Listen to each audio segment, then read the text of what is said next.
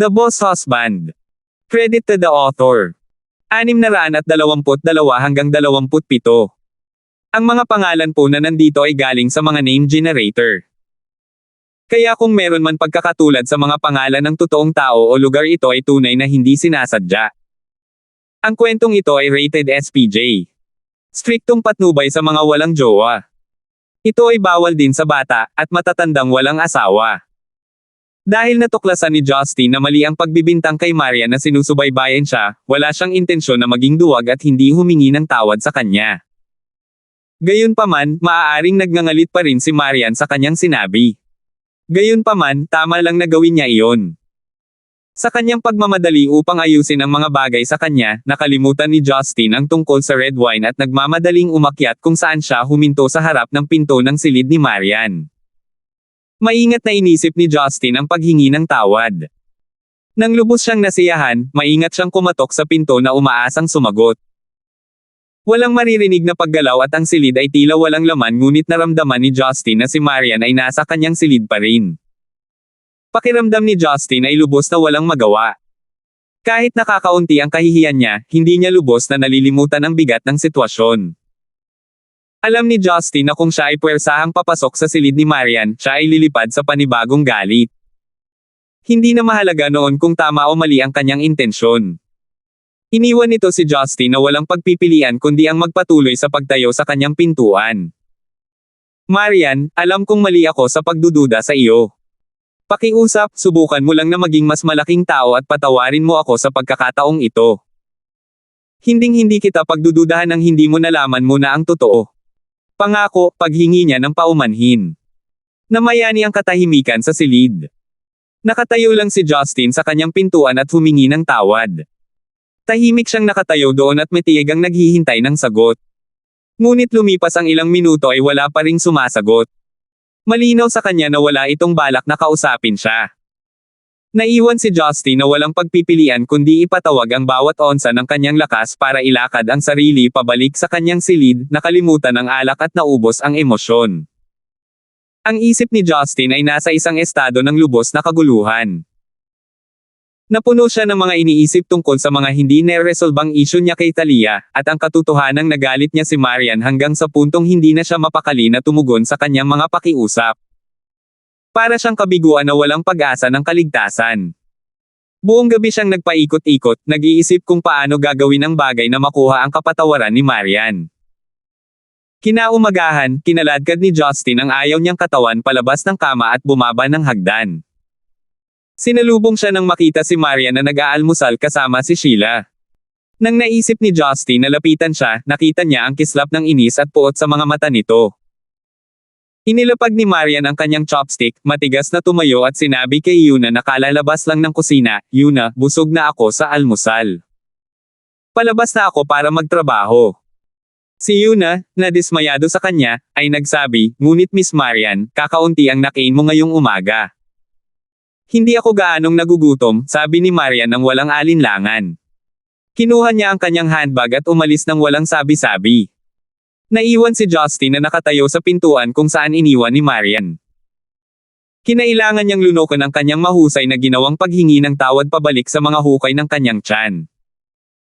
Ang katotohanan na ang pagkamuhi ni Marian sa kanya ay umabot sa punto kung saan hindi man lang niya ito bibigyan ng pagkakataong magsalita para sa kanyang sarili, iniwan si Justin sa isang estado ng pagkabalisa. Itinutok ng mata ni Sheila ang kanyang sarili sa likod ni Justin at sinabing, Brother Gibson, may nagawa ka na ba upang pukawin muli ang galit ni Sister Marian? Mukhang mas galit siya kaysa dati. Tahimik na sumulyap si Justin kay Sheila. Masisisi ko ba siya sa galit niya sa akin? Sa anumang kaso, nagtitiwala ako sa kanya noon ngunit nadulas ako sa pagkakataong ito at nagkamali na agad na pagdudahan ang kanyang pagkatao. Isip niya. Sa kasamaang palad, ang panghihinayang ay isang sakit na walang lunas. Kung may ganoong lunas, isinakripisyo ni Justin ang kanyang buong pagkatao para sa pagkakataong makuha ang lunas na iyon. Kinagat ni Yuna ang kanyang mga labi at umiling, ngunit piniling manahimik. Pumunta siya para ihain kay Justin ang isang mangkok ng millet gruel ngunit binigyan niya ito ng tingin na naghatid sa kanyang panloob na kaisipan, ito ang iyong kalat, linisin mo ito. Tinapos ni Justin ang natitirang bahagi ng kanyang almusal na tulala at nag-alok na ipadala si Sheila sa paaralan. Gayunpaman, tinanggihan niya ito, at sinabing, ayokong makita ang malungkot na mukha ni Brother Gibson. Dahil dito, mas nalilito si Justin, emotionally speaking, kaysa dati. Nang walang maawa sa kanyang kalagayan, si Justin ay walang pagpipilian kundi ang magtrabaho. Speaking of work, ilang araw na siyang hindi pumupunta sa opisina niya. Mula nang magwakas ang Star of Yellow, ang reputasyon ng kumpanya ay bumuti ng husto at ang iba pa sa mga sumunod na proyekto ay naging maganda. Sa pagpapatakbo ni Teddy at Janet sa lahat, naging madali ang trabaho ni Justin bilang direktor. Nang dumating si Justin sa opisina, natuklasan niya na si Joyce ay bumalik sa trabaho gaya ng dati. Ang kanyang maliit na katawan ay nakasuot ng isang maputlang dilaw na pleated na damit na nagpapakita ng kanyang hubad na mga balikat at ang kanyang malasutlang itim na kandado ay maayos na nakasukbit sa likod ng mga tainga. Ang sariwa ngunit eleganteng hitsura na ipinakita niya ay nagpapataas sa kanyang kahangahangang kagandahan sa isang mala-ethereal na kalidad na malumanay na nagulat sa kanya. Nakaupo sa leather chair ni Justin, ibinubuhos ni Joyce ang mga dokumento sa mesa ng opisina. Kung ikukumpara sa hamak na etika sa trabaho ni Justin, si Joyce, na nasa ilalim ng mga positibong impluensya mula pa noong murang edad, ay masangkop na maging direktor kaysa sa kanya. Nang makitang pumasok si Justin sa opisina, itinaas ni Joyce ang kanyang ulo at matamis na ngumiti sa kanya. Mahal, huli ka sa trabaho ngayon. Matuwa ako na nagpasya akong magpakita, sabi ni Justin habang nakangiti. Siya ay sumulong na isinara ang distansya sa pagitan niya at ng maputlang pisngi ni Joyce. Wala akong ideya na ang aking mahal na si Joyce ay may isang maisla na bahagi sa kanya. Sa takbo ng mga bagay, ang aking maliit na vixen ay maaaring maging isang diwata, sabi niya. Joyce pouted, matagal na akong nagkukunwaring vixen kaya muntik na akong maging isa. Kaya para ma-approve ako ng mga tao sa paligid mo, simula sa araw na ito, bibigyan ko ng higit na atensyon ang panlabas kong anyo. Ang kanyang mga salita ay tila maliit sa kalikasan, ngunit para kay Justin, ito ay medyo nakakaiyak. Dati, nagkaroon sila ng pagkakataong makaharap sina Rebecca at Yuna. Maging si Marian ay pumasok din sa pagitan ng kanilang pag-iibigan. Kahit na wala talagang laban kay Joyce, hindi ibig sabihin na sinuportahan din nila siya ng buong puso. Nakatadhana si Joyce na maging third party sa relasyon kahit na ano. Ang pakiramdam na ito ng kawalan ng kakayahan ay naging dahilan upang huminto siya sa pagpasok sa trabaho o upang makilala si Justin. Sa ngayon, bumalik si Joyce sa trabaho bilang isang nagbagong babae. Binago niya ang kanyang pananaw, umaasa na ang sariwang hitsura niyang ito ay mas tatanggapin ng iba. Inabot ni Justin para kurutin ang kanyang malambot na pisngi, at sinabing, wala akong pakialam kung isa kang vixen o engkanto. Gusto kita kahit anong mangyari. Matamis na ngumiti si Joyce, pagkatapos ay itinuro ang salansan ng mga dokumento sa kanyang kamay. Habang wala ka, sinimulan kong gawin ang mga plano sa pag-promote. Ang mga plano ay tungkol sa paparating na pag-release ng album ni Lucille at sa kanyang konsyerto. Gusto mo bang pagsamahin ito? Concert ni Lucille. Hindi akalain ni Justin na si Lucille ay makakakuha ng sariling konsyerto ng ganoon kabilis. Wow! Napakabilis ng pag-usad ng mga bagay para sa kanya, hindi ba? Tandang pananong. Isip niya. Maingat na tumango si Joyce at nagpatuloy, ang kasikatan ni Lucille ay maaaring hindi kasing taas ng ilan sa iba pang mga lumang timer, ngunit sa mga tuntunin ng lakas ay tiyak na siya ang mananalo. Higit pa rito, suportado siya ni Christian. Nakakatulong ito na ang kanyang misteryosong background ay pumukaw sa pagkamausisan ng pangkalahatang publiko. Sa bilis ng kanyang lumalagong tagumpay, ang isang konsyerto ay tiyak na walang magiging problema para sa kanyang sariling konsyerto sa Central City, kung kaya't tiyak na hindi magiging problema para sa kanyang lokal na konsyerto si Lucille. Magalang na ngumiti si Justin sa kanyang mga sinabi. Ang sinabi ni Joyce tungkol sa pagiging misteryoso ng background ni Lucille ay kagagawa ni Abos Morgana. Ang angkan ng Lysander ay maaaring hindi kasing impluwensya ng apat na pangunahing angkan, ngunit nagmula pa rin sila sa mga opisyal na pinagmulan.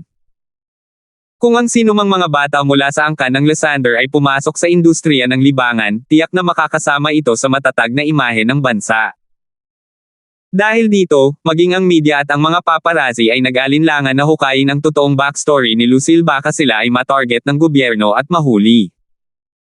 Gayunpaman, mayroon pa ring ilang ignorante na mga hanggal na nagtangkang tumuklas ng mga detalye tungkol sa kanyang nakaraan ngunit mabilis na napahinto sa kanilang mga landas.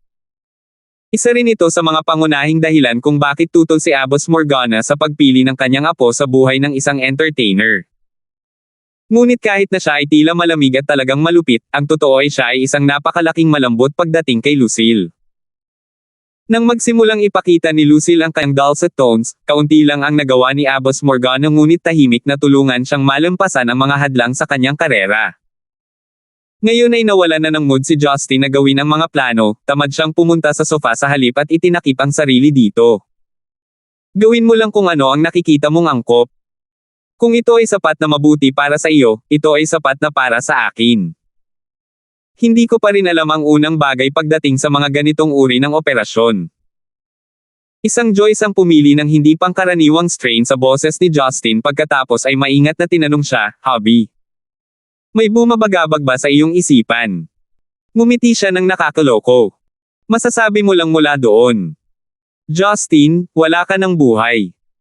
First time kong makita kang nasa kaawa-awang kalagayan," aniya, nag-aalala tungkol sa kanya. Walang itinatago sa kanya si Justin. At hindi masakit para sa pangalawang opinyon sa bagay na ito. Kaya, ikinwento niya ang buong kabiguan tungkol kay Talia at Marian. Nang matapos siya, lumingon siya kay Joyce at malungkot na sinabi, "Sweetheart, bilang isang babae, pakisabi sa akin kung ano ang dapat gawin para aprobahan ng biyenan ko na kasama ko si Talia. At ano ang gagawin ko para makakuha ng kapatawaran mula kay Marian?" Titig na titig si Joyce kay Justin. Wala siyang ideya na ang gayong simpleng tanong ay magbubukas ng mga pintuan sa mga problema ni Justin. Pagkatapos pakinggan ang iyong mga problema. Ang sarili kong mga problema ay mapatlo kung ikukumpara, mataimtim na sabi ni Joyce. Maaaring ako ay isang babae, ngunit hindi ako isang ina, kaya hindi ko lubos na mauunawaan ang mga kilos ng tiyahin na iyon. Naniniwala ako na ang isang ina lamang ang makakaintindi sa damdamin ng ibang ina. Nanatiling tahimik si Justin. Ito ay isa sa mga pangunahing hadlang sa kanyang paraan ng paglutas ng problemang ito. Wala siya sa posisyon para gayumahin si Hilda. Gayunpaman, ibinuko ni Joyce ang kanyang mga labi at sinabi, "Ang galit ni Boss Lysander sa iyo ay madaling mapapawi. Hindi ko siya peg bilang maliit na uri." Si Joyce ay nagkaroon ng maraming pakikipag-ugnayan kay Marian noon, kaya nang sabihin niya iyon, ang espiritu ni Justin ay agad na nabuhayan ng loob. Pinag-isipan ito ni Joyce, pagkatapos ay nagsabi, "Sa tingin ko ang pinakamagandang paraan para mapatawad ka ni Sister Marian, ay sa pamamagitan ng pagpapakita sa kanya ng iyong sinseridad." Biglang lumiwanag ang utak ni Justin. Yun lang. Paano ko kaya nakalimutan mula pa noong una, hiniling sa akin ni Teresa na mas kilalanin ang nakaraan ni Marian. Tandang pananong. Lahat ng personal niyang problema ay natambak kaya hindi na sumagi sa isip niya. Nang mabanggit ito ni Joyce, sa wakas ay natagpuan ni Justin ang piraso ng puzzle na matagal na niyang hinahanap. Umupo siya ng walang babala upang ilabas ang kanyang smartphone at tinawagan ang telepono ng bahay. Ang tao sa kabilang dulo ng receiver ay si Yuna. Iyon lang ang taong hinahanap niyang kausap. Nagmamadali siyang nagtanong, "Yuna, naaalala mo pa ba ang mga pangalan ng kindergarten, elementarya, middle school at high school na pinasukan ni Marian?" "Siyempre. Lagi ko siyang sinasamahan sa school." "Pero, young master, bakit mo ito tinatanong ng biglaan?" Ang boses ni Yuna ay puno ng kuryosidad. Humajejek si Justin. "Wala lang, may gusto lang akong intindihin." "Ituloy mo." Nakaupo sa tabi ng tuwang-tuwa na si Justin, sumayaw ang saya sa mukha ni Joyce. Ngunit sa kaibuturan niya, naiinggit siya kay Marian. Darating kaya ang araw na ang kanyang lalaki ay magpakita ng interes sa kanyang nakaraan. Sa loob ng study room ni Machon sa loob ng kanyang bahay sa Central City, si Machon ay nakasuot ng western-style coat, at masayang nakaharap sa nasa katanghaliang gulang na lalaki na nakauniporme ng sundalo na nakaupo sa harap niya. "Kakasimula pa lang ng araw, ano ang nagdala sa iyo dito, General Collins? Tiyak na hindi ka pa pumunta dito para uminom ng morning tea." Si Mashan ay nagsusuot ng mapagmahal na ekspresyon sa kanyang mukha, na para bang tinitingnan niya ang isang minamahal na pamangkin at hindi ang pinakamataas na opisyal sa buong makapangyarihang Security Bureau. Ito rin ang unang pagkakataon ni Mark Ng na tumuntong sa tirahan ng Lee clan kahit na ang kanilang inapo na si Edison ay tinutugis ang kanyang anak na si Karina. Gayunpaman, hindi kailanman sinadya ni Mark Ng na tumaas sa mga ranggo sa pamamagitan ng pagsasamantala ng kanyang sariling anak na babae. Hindi ganoon ang nangyari noong hindi pa siya ang general ng Red Flame Iron Brigade, at hindi pa rin ngayon. Kahit nakapantay niya ang angka ng Lee, nanatili pa rin siyang lumayo sa kanila. Tumawa si Mark Ng at umiling bago itinaas ang isang clay teacup at humigop sa kumukulong tsaa. Ang tasang iyon ng tsaa ay personal na inihain ng panganay na anak sa angka ng Lee, si Ivan Lee. Nakasuot ng katamtamang Zen Icon tunic suit, si Ivan ay isang gwapo, makinis, nasa katanghaliang gulang na lalaki, bagamat sa totoo lang, hindi siya mas matanda kay Mark Ng. Sa sandaling ito, siya ay nakangiti ng masigla at nakatayo sa tabi ni Mashan, ngunit hindi umimik kahit isang salita. Sa katunayan, ang pinakamatandang anak na lalaki sa angka ng Lee, si Ivan, ay palaging nakikita bilang personal na katulong ni Mashan. Bihira lang siyang magpakita ng kanyang kakayahan. Sa kaibahan, ang kanyang anak na si Duncan Lee ay mas kilala sa Central City. Si Brayden mula sa Yan Clan at Duncan ay kilala bilang Central City King Duo. Para bang ang Lee Clan ay nagsimula kay Mashan pagkatapos ay direktang tumuloy sa Duncan. Si Ivan na nasa gitna, ay walang iba kundi isang tulay na sumasaklaw sa magkabilang henerasyon. Gayunpaman, mas makakaalam ang sinumang may utak kaysa maliitin si Ivan, dahil ang isang nasa katanghaliang gulang na lalaki na maaaring mabuhay sa ganoong sambahayan at gumawa ng mga pagsubok at wakas para sa kanyang sariling ama, ay may kakayahan sa mga paraan na hindi pa maaari ng publiko. Chief, hindi ako mangangahas na abalahin ka kung hindi ito isang kagyat na bagay, diretsyong sabi ni Mark Ng. Napapikit si Mashan. Bagaman ang Red Flame Iron Brigade ay nasa ilalim ng pangangasiwa ng Security Bureau, sila ay palaging napaka-independent. Ngayong si General Collins ang namumuno, at walang anumang pagbabago sa lalong madaling panahon, huwag mag-atubiling hilingin ang tamad na pinunong ito na magpakita kung kailangan mo ng tulong. Pinag-isipan ni Mark Ng ang kanyang mga salita, ang kanyang daliri ay walang kamalay-malay na tumapak sa mga armrests ng upuan. Saka siya nagsalita. Nagkaroon ng gulo sa Stonegate. Nanatiling hindi nagbabago ang ekspresyon ni Mashan. Sa halip, tinanong niya, ang batang iyon ba ay mula sa angka ng Yang? Tama, sabi ni Mark Ng, nakangiting malumanay. Si Sky Dragon at Pamela na namamahala sa pagsubaybay sa kanya ay nagulat sa akin kagabi, na nagsasabing nagkaroon ng mga salungatan sa pagitan ni Justin at ng White Wolf Society mula sa Sungrave Province kasama ang ilang salungatan sa pamilya Zhou. Ipinadala ko ang mga kumpletong detalye sa archive. Maaari mong suriin ang mga ito kung gusto mo. Bahagyang itinaas ni Mashan ang kanyang ulo at lumingon sa kanyang anak, senyales sa huli. Tumango si Ivan. Nagpatuloy siya sa pagkuha ng isang makinis ngunit bihirang ginagamit na laptop mula sa isang cabinet. Tinulungan niya ang kanyang ama na i-on ang laptop at i-access ang archive ng Security Bureau. Binuksan ni Mashan ang file na naglalaman ng komprehensibong ulat sa insidente at ilang background na impormasyon. Mataimtim niyang pinagmasdan ang file. Ang White Wolf Society sa Sungrave Province ay hindi kasing tapat na tila sila ay. Hindi lamang iyon, ang kanilang pakikitungo sa pamilya Zhou ay nagpapatuloy sa mahabang panahon. Kung tayo ay magwelga ngayon, ito ay magdudulot ng kaguluhan sa kalikasan ng mga bagay. Mapait na tumawa si Mark Ng. Eksaktong iniisip ko. Ang pamilya Zhou mula sa Sungrave Province ay lubhang maimpluwensyahan at ang White Wolf Society ay mayaman sa kanilang sarili. Sa kanila sa Sungrave Province, ang underworld doon ay palaging medyo stable. Sinadya naming iwan sila kung ano sila dahil ang sitwasyon ay kapwa kakipakinabang. Ngunit ngayon, si Justin ay seryoso sa pagpuksa sa kanila. At kapag siya ay nagtakda ng kanyang isip sa isang bagay, hindi ko pa nakikilala sa kanya na magtagumpay. Kumunat ang kilay ni Mashan at nagtanong, ano ang problema? Wala ba siyang pakialam kay Hongmeng? Sumagot si Mark Ng, ipinaalam sa akin ng Sky Dragon na walang pakialam si Justin kung magpakita man o hindi si Hongmeng sa pagkakataong ito. Tiniyak niya sa amin na mapapawi ang White Wolf Society. Kung hindi kami makikialam, gagamitin niya ang kanyang impluensya sa ibang bansa at kikilos siya ng mag-isa. Tumawa si Martian. Siya talaga ang apo ni Gavin Gibson kung tutuusin. Akala ko ay tatagilan niya ito sa katahimikan. Pero mukhang kaya niyang gawin ang lahat ng gusto niya. Mahusay ito. Iwanan na natin ang White Wolf Society sa kanilang sariling pagkamatay. Nang makita ang biglaang desisyon ni Martian, napakunot ang noo ni Mark Ing at sinabing, "Sir, sa sandaling bumagsak ang White Wolf Society, ang kaayusan sa underworld ng Sungrave Province ay tiyak na maaabala.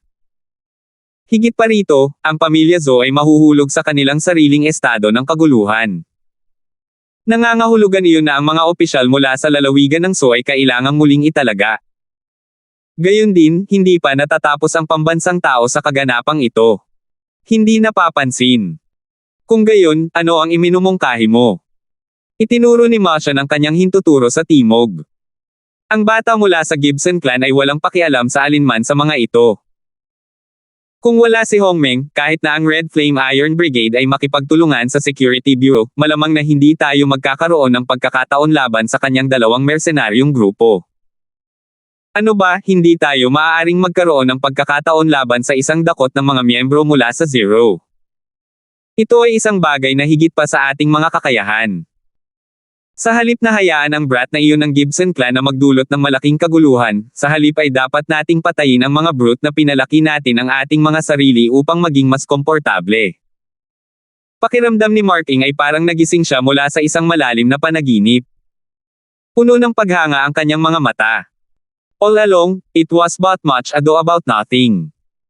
Ang patuloy na pagsubaybay ng Red Flame Iron Brigade ay hindi nagsilbi ng anumang layunin na limitahan si Justin.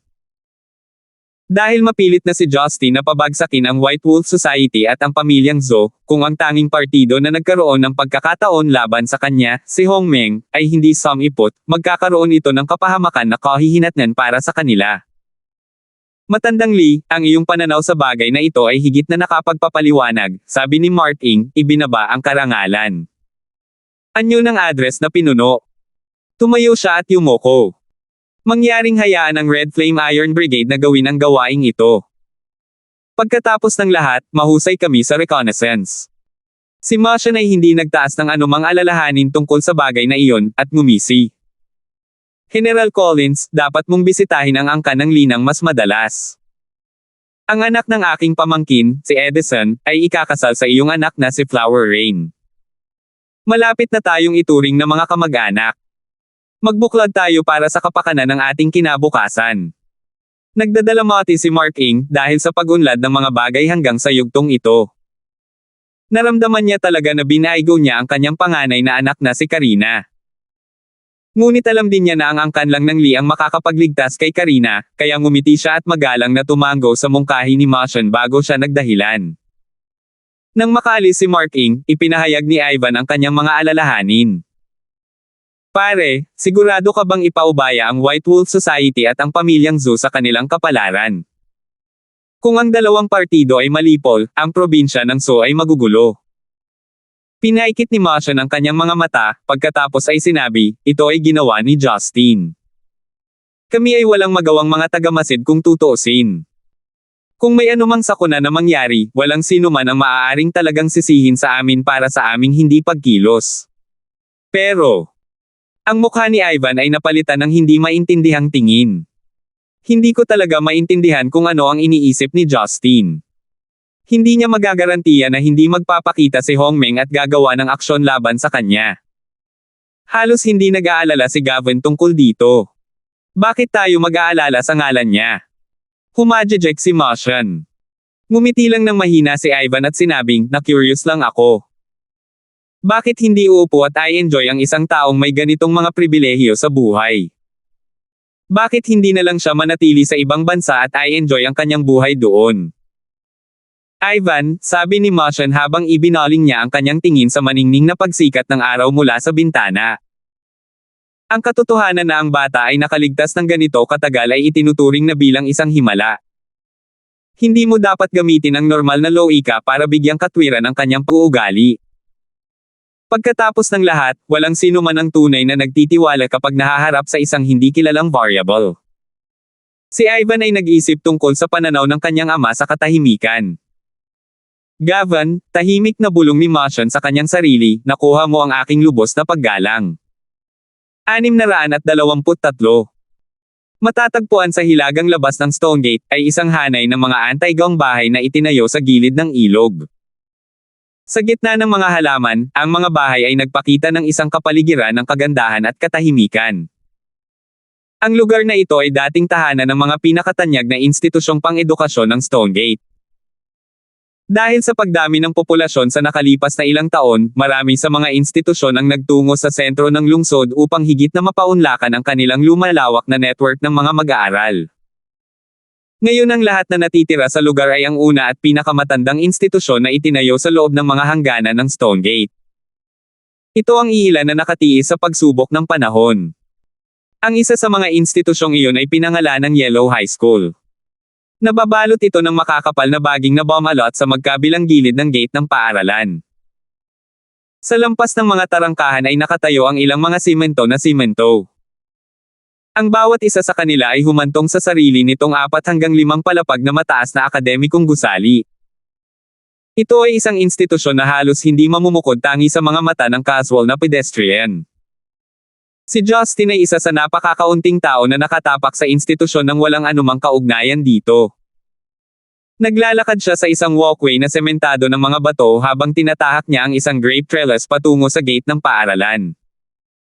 Pagkatapos ay tinahak niya ang daan patungo sa entrance ng broadcasting room. Nakita ng matandang security personnel na nakatalaga sa silid na iyon si Justin na papalapit at mainit na ngumiti bago nagtanong, "Binata, nagawa mo bang mahanap si Madam Thompson?" Nakangiting tumango si Justin habang binibigyan siya ng sigarilyo. Masayang tinanggap ito ng matandang security mula sa mga kamay ni Justin. Inilabas ni Justin ang kanyang lighter at sinindihan ang sigarilyo para sa kanya bago ito ginawa para sa kanyang sarili. Pagkatapos ay nagpatuloy si Justin, katatapos lang ng klase ni Madam Thompson. Kaya tumungo ako sa direksyon ng opisinang itinuro mo kanina. Sinusuri lang niya ang takdang aralin ng kanyang mga estudyante. Mahusay iyon. At least nakuha mo ang pinanggalingan mo. Ang matandang security guard ay nagsisilbi sa kanyang pwesto sa loob ng maraming taon. Dumating sa punto kung saan nagsimulang magsama-sama ang mga araw na naging lubhang boring sa kanyang trabaho. Napakabihirang para sa isang tao na dumaan at manigarilyo at makipag-chat sa kanya.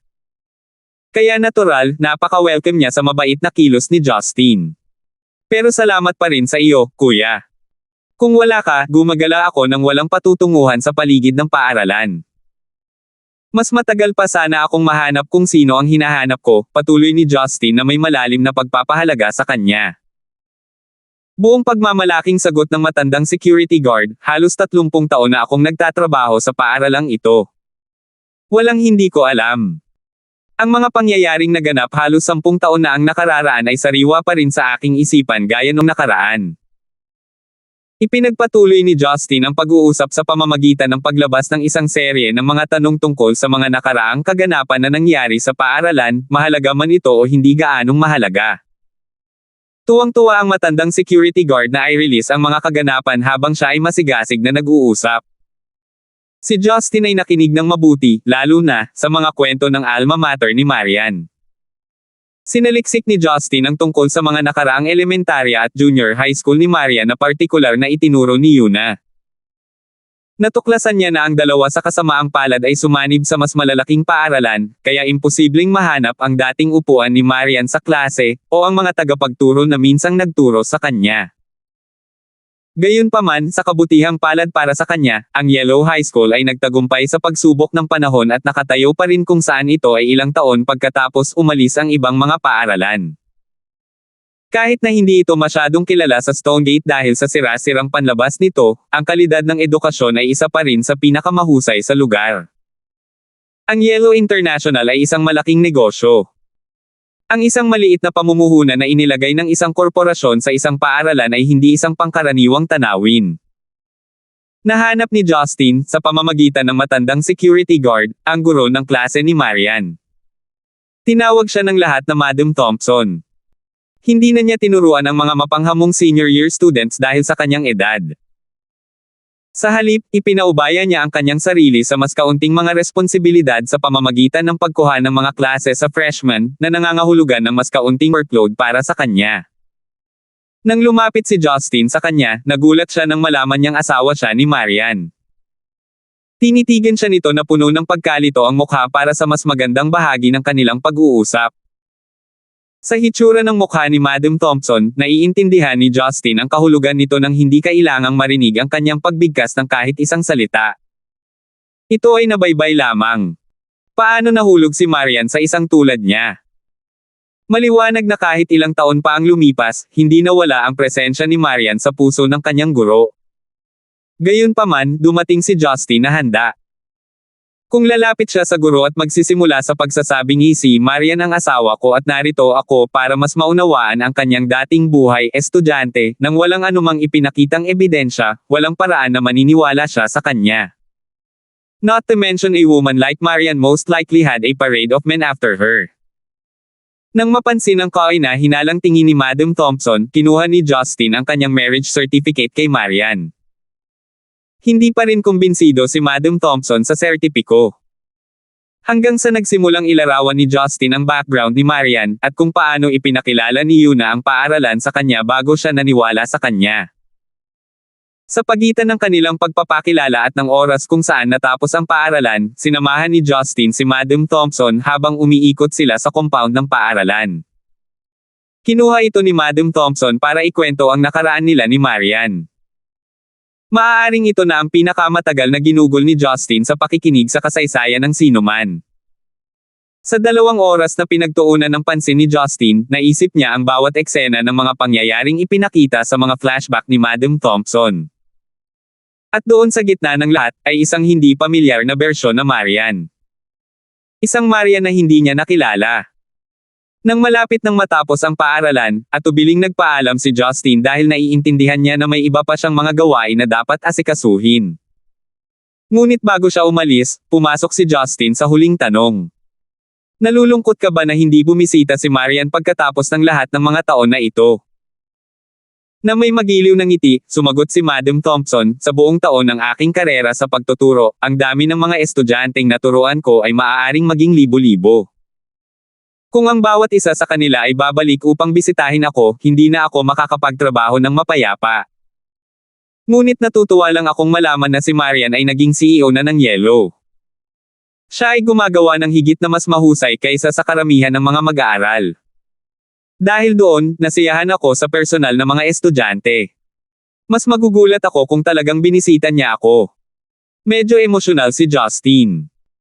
Ang isang maliit na bahagi niya ay naaawa sa kanyang sarili dahil hindi niya naranasan ang buhay ng isang estudyante.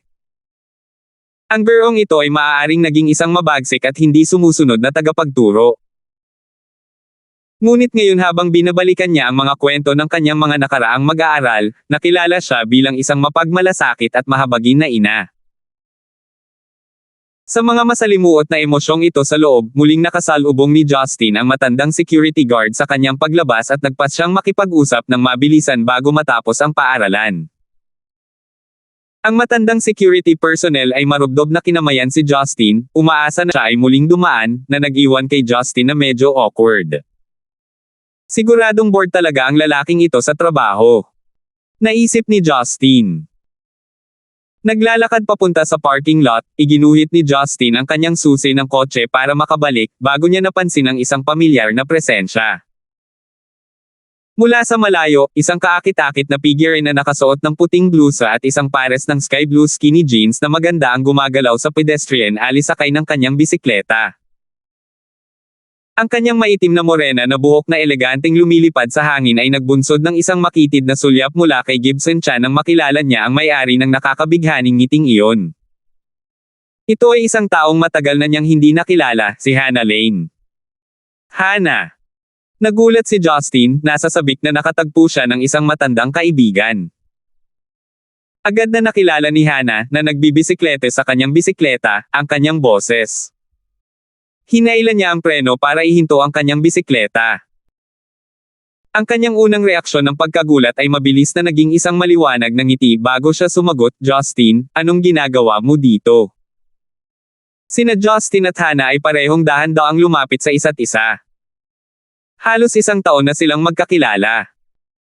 Sila ay gumugol ng maraming oras na magkasama sa kumpanya na humantong sa kanilang pagiging malapit. Not to mention the intimate moments they spent together. Kani-kanina lang, tumulong pa si Justin sa isang insidente na kinasasangkutan ng asawa ni Hannah na ang buong pamilya ay baliw, na naging dahilan upang mas malapit sila kaysa dati. At dahil sa mga pangyayaring iyon, ang kanilang muling pagsasama ay nagkaroon ng hindi magandang pakiramdam ng hindi kailan awan. Mabilis na sinulyapan ni Justin ang basket ng bisikleta ni Hannah. Napuno ito ng mga gulay at karne. Kaya retorika niyang itinanong, "Galing ka ba sa palengke?" "Oo." Nakangiting tumango si Hannah. "Hindi ako naniniwala na nabanggit ko ito ngunit nakatira ako sa kanto mula dito." "Paano ka, galing ka ba sa Yellow High School?" May naalala siya sa kanyang isipan at nagpatuloy, "Oye, noong araw na iyon sa opisina ni Boss Lysander naalala kong binanggit ko ang mga problema ko sa pamilya. Sinamahan mo ba siya pabalik sa kanyang alma mater?" Malinaw na natatandaan ni Justin ang mga pangyayaring nangyari hindi pa katagal.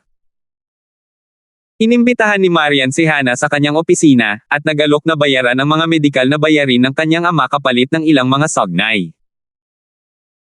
Ang ilan sa mga ito ay kasama ang pananatili sa Yellow International sa loob ng 10 taon at isang pay cut na 50%. Ngayong sinabi iyon ni Hannah, naalala ni Justin ang tanong na nasa isip niya noon. "Well, I have some things to deal with, that's why I came over my own." Ikaw naman. Hindi ka ba pumirma ng 10-year contract sa kumpanya? May nangyari ba sa tatay mo na kailangan mong bumalik? Dahil dito ay umiling si Hannah at sumagot, "Hindi, talagang gumaling ang tatay ko pagkatapos ng donasyon sa bato dahil sa pondong medikal ni Boss Lysander. Halos gumaling na siya at makakabalik na siya sa trabaho. Gayunpaman, malayo pa rin sa pinakamainam ang kanyang kapakanan na nangangailangan na suportahan ko siya. Bukod pa rito, ngayong ipinagpatuloy ng tatay ko ang kanyang negosyo, mas malaki pa ang magagawa ko sa utang ko doon. Medyo madali. Dinala ko ito kay Melinda at Boss Lysander, at pareho nilang sinuportahan ang desisyon ko." Matapos makinig sa kanyang paliwanag, gumaan ang pakiramdam ni Justin. Kahit na umabot sa milyon-milyon ang mga gastusin sa pagpapagamot, laging kikitain ang pera. Ang isang malusog na katawan ay isang bagay na hindi na maibabalik kapag ito ay nawala.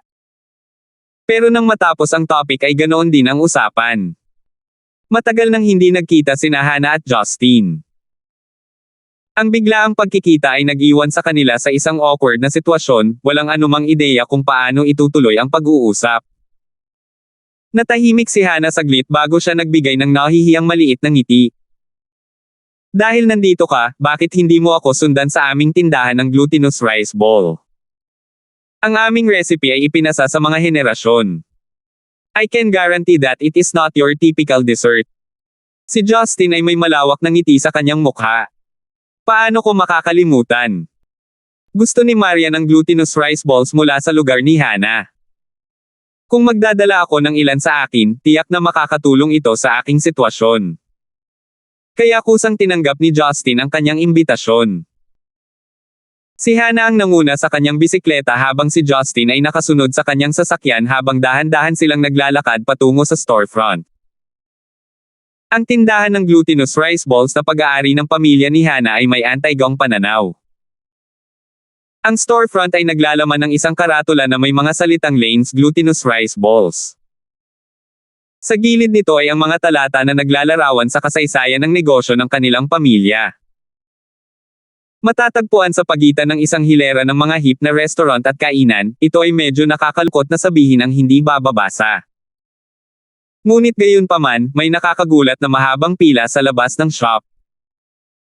Hindi ko alam na kailangan mong pumila para sa malagkit na rice balls. Si Justin ay hindi pa nakakita ng ganitong tanawin. Ang mga lugar na dati niyang pinuntahan para bumili ng glutinous rice balls para kay Marian ay hindi pa nakakakuha ng ganoon katagal na pila. Nagmamayabang na sumagot si Hana, "Oh, ito ay mapapamahalaan pa rin. Maghintay hanggang matapos ang paaralan. Karaniwang umaabot ang pila hanggang sa kabilang kalsada. Mas madalas kaysa sa hindi, nauubusan kami ng mga sangkap upang matugunan ang patuloy na lumalaking pangangailangan." Namangha si Justin. Hindi nakapagtataka na pinupuri ito ni Marian mula nang subukan niya ito. Ang mga tao mismo ay isang testamento sa kanilang malagkit na kanin. Dahil maraming tao sa storefront, mabilis na pumasok si Hana sa tindahan, casual na binati ang kanyang ama at ang kanyang kapatid at sinabi sa kanila ang tungkol sa pagbisita ni Justin. Napakahirap ng negosyo kaya ang tanging magagawa nila ay bigyan si Justin ng isang magalang na ngiti at inanyayahan siya sa likod para uminom ng tsaa. Sinamahan ni Hana si Justin sa likod ng tindahan na nagsisilbing sala kung saan tumuloy ang kanyang pamilya. Naghanda siya ng isang kaldero ng tsaa para samahan siya ng isang plato ng magagandang rice balls. Subukan mo ito. Ito ang lahat ng aming klasikong glutinous rice balls. Kung gusto mo, dalhin mo lang ang mga ito. Huwag kalimutang ibahagi ito kay Boss Lysander. Si Hana ay malinaw na nasa mabuting kalagayan habang siya ay patuloy na masigasig na nagsasalita tungkol sa negosyo ng kanyang pamilya. Natulala si Justin sa malagkit na bola ng bigas na nasa harapan niya. Ang nakakapreskong at nakakaakit na amoy ay umalangaw-ngaw sa hangin sa paligid niya na hindi napigil ang tumutulo ang kanyang bibig. Hindi niya napigilan ang sarili kundi lumunin ang mga ito sa malalaking subo. Isang kagat sa malagkit na bola ng bigas ay bumungad sa kanyang matamis na halimuyak ng hindi nananaig. Ang red o soybean filling ay kaaya-aya na matamis ngunit hindi masyadong mamantika. Muling inaprubahan ni Justin ang taste buds ni Marian. Ang mga glutinous rice balls na ito ay isang treat na hindi kayang labanan ng sinuman. Paano ito? Si Hana ay sabik na malaman. Si Justin ay sobrang abala sa pagpipiste ng mga bola ng malagkit. Nang may tanong, itinaas niya ang kanyang thumb up habang sinasabing, "It really is good. I believe the crowd outside is real now. It's definitely not background actors." Baliw ka. Bakit kailangan mong sabihin iyan? Bulalas ni Hana. Kung gusto mo ito, huwag mag-atubiling magdala ng ilang bahay. Kahit na ang mga sangkap ay nagsisimula ng maubos ng kaunti, palaging may sapat na para magamot ang isang kaibigan. Dinilaan ni Justin ang kanyang mga labi. Isang ngiti ang kumawala sa kanyang mga labi na nagpapakita ng ilang lihim na motibo. "Hana, may itatanong ako sayo. Magpatuloy. Pwede bang custom-made ang rice balls mo? Anong ibig mong sabihin?" Si Hana ay walang alam sa gusto niyang sabihin. Awkward na hinaplos ni Justin ang likod ng kanyang ulo habang siya ay sumagot, "Gusto kong hilingin sa iyong ama at kapatid na gumawa ng ilang custom-made na glutinous rice balls. Hindi ito masyadong marahas. Konting sabunot lang sa iyong sikat na glutinous rice balls." Naguguluhan si Hana, ngunit tumango pa rin siya. Hindi naman masyadong mahirap. Ilang rice balls lang na may konting dekorasyon, di ba? Sa craftsmanship ng tatay ko hindi naman magiging problema. Pero bakit kailangan mo pa ng mga dekorasyon sa rice balls na kakainin mo pa rin? Isang mahabang buntong hininga ang pinakawala ni Justin. Maaaring hindi niya babae si Hana ngunit medyo malapit pa rin siya sa kanya. Hindi naman ito lihim na paksa. "Gusto kong iuwi ang mga rice ball na ito bilang paghingi ng tawad sa aking asawa. Kaya kailangan ko ang mga dekorasyon." Iyong asawa. Sumimangot si Hana. Maaaring alam niya na may asawa si Justin, ngunit iyon lang ang alam niya. Ngayong binigyan siya ng pagkakataong ito para malaman ang mga bagay-bagay, nag-aalinlangan siyang sumagot, "Ang asawa mo, pwede ba? O hindi mo alam?" Tanong ni Justin. Maaaring ilihim si Hana tungkol sa kasal nila ni Marian. Ngunit hindi ito nakakagulat dahil ito ay isang mahusay na itinatago na sikreto mula sa buong kumpanya. Si Talia at Melinda lang ang nakakaalam nito. Ipinaliwanag niya, "Tama ang hula mo. Matagal na kaming kasal ni Marian. Hindi lang namin ito inihayag sa publiko." Si Hana ay naiwang tulalo mula sa paghahayag. Pagkaraan lamang ng ilang mahabang minuto, nag-react siya sa pamamagitan ng pagbibigay kay Justin ng kakaibang titig. Ang lahat ng dating misteryo sa kanya ay malinaw na ngayon. Salamat sa Diyos wala akong ginawa sa likod ni Boss Lysander, napabuntong hininga si Hannah. Gayunpaman, narinig ni Justin ang lahat ng sinabi niya. Tinukso niya ito sa pagsasabing, salamat sa Diyos para saan? Ano kaya ang posibleng ginawa mo sa likod niya? Ang mukha ni Hannah ay agad na naging sobrang pula. Kinagat niya ang kanyang mga ngipin at pinandilatan si Justin. Ang lahat ng oras na ginugol sa pagitan nila ni Justin ay nagpakita ng pinagbabatayan na damdamin ng pag-iibigan. Mabuti na lang at walang nabunga, kung hindi, baka naipagkanulo niya ang tagapagligtas na dati niyang iginagalang at sinasamba. Kung talagang nagpakasal ka sa isang babaeng kasing husay ni Boss Lysander, dapat makontento ka na niyan. Bakit ka maglalaan ng oras sa aming mga babaeng empleyado noon? Napaka-irresponsibleng tao. Si Hannah ay tila galit na galit sa labas. Pero sa kaibuturan niya, nadismaya lang siya. Kung alam lang niya na may mali sa lalaking ito, tatanungin niya ang tungkol sa babaeng kinuha niya ang kamay sa kasal. Kung alam lang niya na ito ay si Marian, hindi niya inaasahan ang anumang bagay mula sa relasyon nila ni Justin. Ang motibo ni Justin ay i-neutralize ang awkwardness sa pagitan nila. Sa simula pa lang noong una niyang nakilala si Hannah, ang kasal nila ni Marian ay isa lamang kontrata. Iyon ang dahilan kung bakit ang paggugol ng oras sa magagandang babae ay itinuturing na tama sa kanya. Sa paglipas ng panahon, nagkaroon ng ilang matalik na pagkikita sina Hannah at Justin. Napigilan ito sa huli dahil lumipat siya sa Yellow Entertainment. Nagdulot ito ng awkwardness na kinakaharap nila ngayon. Para kay Justin na sabihin na wala siyang nararamdaman para kay Hannah ay isang kasinungalingan. Pero hindi talaga sila matatawag na magkasintahan. Ito ay marahil sa kanyang pinakamahusay na interes upang panatilihin ang isang malinaw na distansya sa pagitan nila dahil sa kanyang mapaminsalang buhay pag-ibig. Ito ay smack dab sa mga peak hours ng tindahan, kaya kinailangan ni Justin na maghintay hanggang matapos ito bago niya matanggap ang kanyang custom na order. Gayunpaman, ang peak hours ay kadalasang tumatagal hanggang sa oras ng hapunan, kaya pinabalik ni Hannah si Justin para sa hapunan sa kanyang lugar. Hindi ito napakahirap na desisyon para kay Justin na gawin.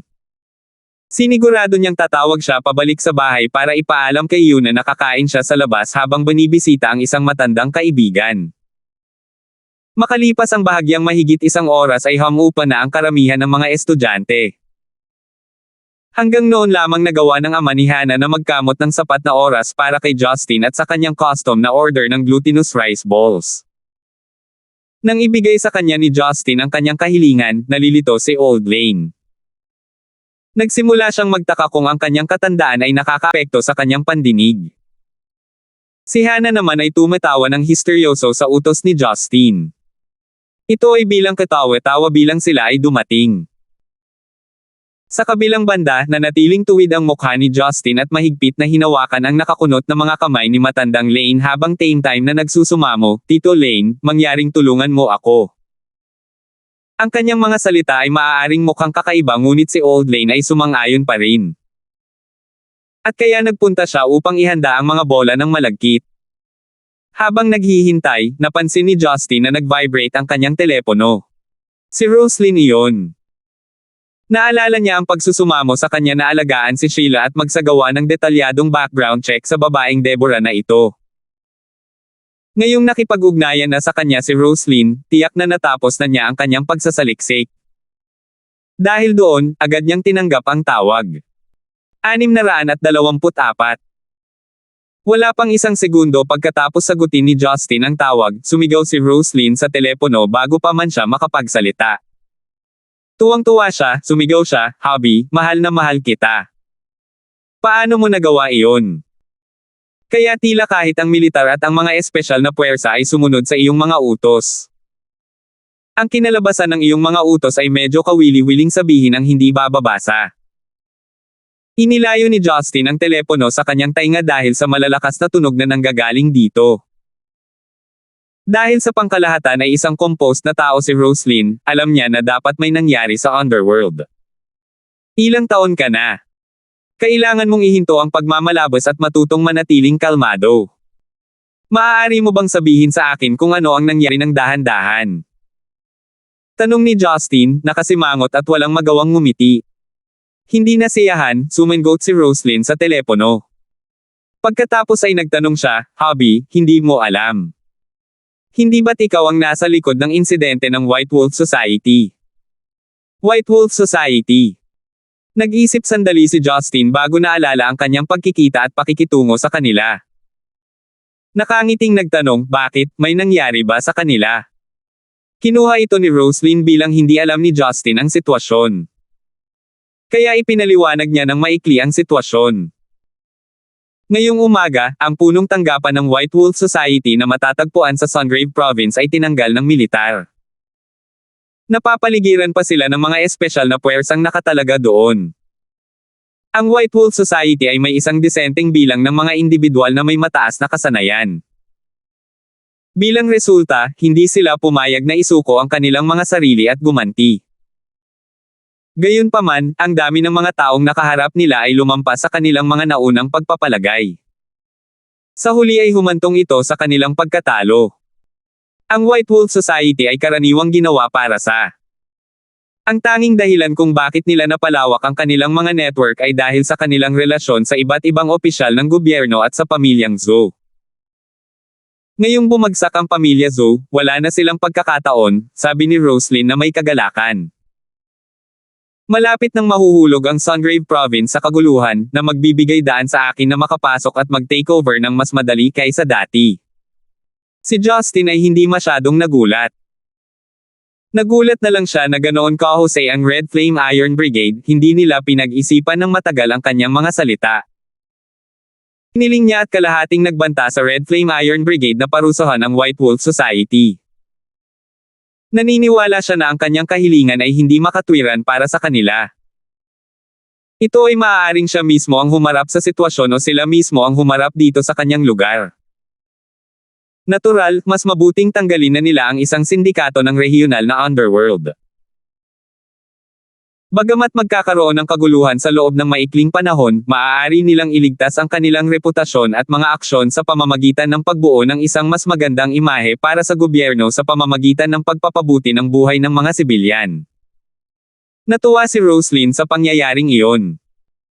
Hindi lamang niya ngayon masakop ang malalaking lugar ng Sungrave Province na unang kontrolado ng White Wolf Society. Ang matamis na lasa ng paghihiganti na kanyang tinamasa ay lubos na bonus din. Nang matanggap niya ang kanyang panloob na pinsala na dulot ng White Wolf Society, napukaw nito ang isang bagay sa loob niya kahit na pinili niyang huwag kumilos dito. Ang pagbugbog ng kanyang kalaban sa harap ng kanyang mga nasasakupan ay lubhang nakaapekto sa kanyang pride. Nakikinig sa walang katapusang mga panukala ni Roslyn, walang magawa si Justin. Maaari kang magpatuloy sa iyong mga plano ayon sa iyong pagpapasya. Hindi mo kailangang iulat ang mga ito sa akin. Ngunit paano kung magkamali ako at harapin ang isang malaking kahihinatnan? Ang impormasyon sa Sungrave Province ay mahigpit na selyado, at ubili na sabi ni Roslyn. Ako ay tatayo sa iyong lugar kung sakaling magkaroon ka ng problema, sagot ni Justin. Natahimik si Roslyn saglit bago siya tumawa. Hobby, hindi mo dapat ako ini-spoil ng ganito. Gusto kitang i-spoil. Hindi mo ako mapipigilan dito, sagot ni Justin. Bagamat hindi alam ni Hannah kung tungkol saan ang pag-uusap, batay sa tono ni Justin, alam niya na tiyak na kausap niya ang isang babae na sobrang intimate niya. Bilang resulta, nakaramdam siya ng hindi sinasadyang sakit sa puso. Kung hindi pa naganap ang masakit na pagsasama ko noon, malamang na spoiled din ako ng mapagmahal na lalaki, di ba? Tandang pananong. Naisip ni Hannah. Sa sandaling masayang nag-uusap, naalala ni Roslyn ang gawaing ipinagkatiwala sa kanya ni Justin. Nang magsimula siyang magsalita tungkol kay Deborah, mas naging kontento siya sa balita. Hobby, you asked me to run a background check on the bossy girl called Deborah, right? It's quite a coincidence. Subukan mong hulaan kung saanggang siya galing. Maaaring ito ay White Wolf Society. Nakangiting tanong ni Justin. Oo. Medyo nagulat ako sa sarili ko noong nalaman ko. Ang tatay niya ang presidente nila na nagngangalang Baltimore Jones. Nasa 50s na siya at medyo marami na siyang manliligaw. Lahat sila ay ayaw sa isa't isa, kaya naman hinayaan sila ni Baltimore na maghiwalay. Si Deborah Jones ay ang bunsong anak niyang babae na nag-aaral sa Stonegate. Maraming tao ang hindi pa rin nakakaalam ng katotohanan na anak niya ito. Sa pagsasalita tungkol dito, si Baltimore ay nagkaroon ng ilang contingency plan na inihanda niya ng maaga. Alam ng lahat na hindi pangkaraniwan para sa isang tao sa underworld na makaharap sa pagkalipol ng pamilya. Dahil pinalaki niya ang kanyang mga anak sa iba't ibang probinsya, malabong tuluyang mapuksa ang kanyang pamilya. Hindi iyon alam ni Justin. Hindi katakataka na habang si Deborah ay maangas, hindi niya magawang alisin ang mga marahas na stunt na pinagbantaan niya sa kanila. Dapat niyang malaman na isa lamang siya sa mga anak sa labas, at ang White Wolf Society ay nagpapatakbo sa labas ng Stonegate. Agad na umalis sa paaralan pagkatapos na mabalitaan. Kasama ang kanyang ina, siya ay dinala ng kanang kamay ni Baltimore. Sinusubaybayan ko ang kanilang mga galaw. Ipaubaya ko sa iyo ang pagpapasya sa kanilang kapalaran, sabi ni Roslyn.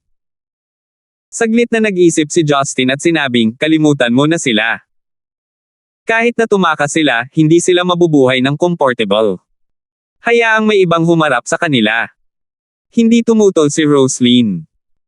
Marami siyang dapat harapin sa mga darating na linggo. Talagang hindi na kailangang maging marahas sa isang mag-inang anak na babae. Pagkatapos ng pag-uusap ni Roslyn, halos oras na ng hapunan para ihain sa tahanan ni Hannah. Tila malalim ang iniisip ni Hannah tungkol sa ilang isyo kaya hindi siya gaanong nagsalita. Sa kabilang banda, masaya si Justin sa pakikipag-chat sa kanyang nakababatang kapatid at kay Old Lane. Ang kalagayan ng matandang Lane ay gumaling ng husto. Nabawi ng kanyang mukha ang kulay rosas na kulay na nagpamukha sa kanya na malusog. Sa kasamaang palad, ang kanyang kalagayan ay nagulot ng kasawian na dumating sa kanyang anak na babae. Kung hindi siya nagkasakit, ang kanyang anak na babae ay hindi kailangang magpakasal sa pamilyayo. Mas gusto ng matandang Lane ang taong nasa harapan niya kaysa sa naunang lalaki.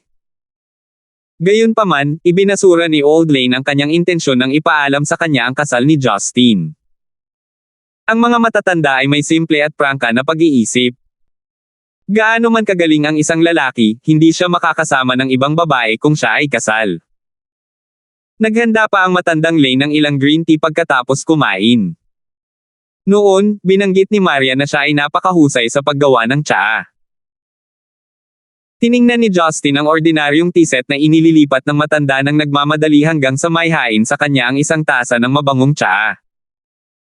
Ang mga pamamaraan ng paggawa ng tsaa ni Old Lane ay tila karaniwan. Gayunpaman, sa pagsasanay ng martial arts, naunawaan ni Justin ang Taoismo. Ang kanyang pakikipag-ugnayan kay Sonny Ang ay nagpalawak lamang ng kanyang kaalaman sa paksa. Kahit na ang martial arts at mga teknik sa paggawa ng tsaa ay mukhang walang kaugnayan sa ibabaw, malinaw na naramdaman ni Justin na si Old Lane ay nahuhulog sa isang hiwalay, hindi kilalang kaharian kapag gumagawa ng tsaa. Ginagawang perpekto ang pagsasanay. Kahit na ang pinakakaraniwang gawain ay maaaring mapabuti sa iba't ibang paraan. Ang parehong destinasyon ay maaaring maabot sa pamamagitan ng hindi mabilang na mga landas, bulong ni Justin habang nakatitig sa tasa ng tsaa. Sumimangot si Hannah at nagtanong, bakit hindi mo pa ginagalaw ang iyong tsaa? Tandaan na ang tatay ko ay bihirang gumawa ng tsaa para sa mga bisita. Sa wakas ay muling namulat si Justin. Nakangiting dahan-dahan siyang humigop ng tsaa. Agad siyang humanga sa pinagbabatayan na pahiwatig ng tamis na nagmumula sa loob ng mga dahon. Tito Lane, sayang naman na ganito kaliit ang tindahan mo kapag ang iyong glutinous rice balls at tea ay parehong mahiwagang. Naisip mo na bang palawakin ang iyong scale of operations? Tanong ni Justin. Napabuntong hininga ang matandang Lane. Justin, paulit-ulit kong nakipagbuno sa desisyong iyon.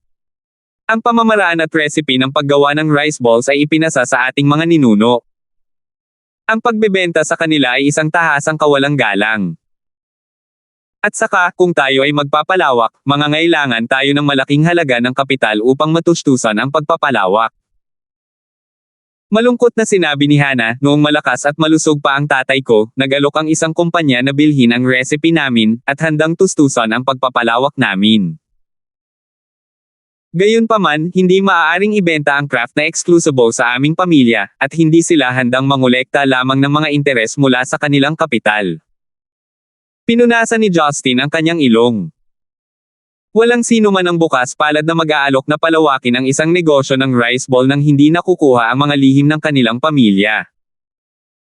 Gayunpaman, maaaring mayroong isang tao, ang dakilang Sister Lysander na mahilig sa glutinous rice balls gaya ng kanyang buhay. Naisip niya. Hindi ibinunyag ni Justin kung ano ang nasa isip niya. Agad siyang nagpaalam sa pamilya Lane. Natural, hindi niya nakalimutang dalhin ang extraordinary rice balls na ginawa ni Old Lane. Halos 10:00 na ng gabi. Pagkarating ni Justin sa bahay, sinubukan niyang gumawa ng paraan para humingi ng tawad kay Marian gamit ang rice balls, bilang karagdagan sa pagmumungkahi ng malakihang pagpapalawak ng negosyo ni Hana sa kapitalistang ito. Nagtungo si Justin sa sala, at nakita niya sina Rebecca at Yuna na nanunood ng bagong labas na Korean drama. Si Marian ay wala kahit saan. Nagtataka, nagtanong siya, "Nay, bakit hindi kayo nanonood ng drama ni Marian?" Hindi nagabalang lumingon si Rebecca para tingnan si Justin. "Nako, kaya mo pa ring mamis ang iyong asawa." Si Marian ay nananatili sa kanyang opisina at hindi na kumakain ng hapunan sa bahay. Nagulat si Justin. Napabuntong hininga, alam niyang ginawa lang iyon ni Marian dahil ayaw nitong makita siya. Gayunpaman, hindi rin siya umuwi para sa hapunan. Kaya bakit kailangan niyang gawin iyon?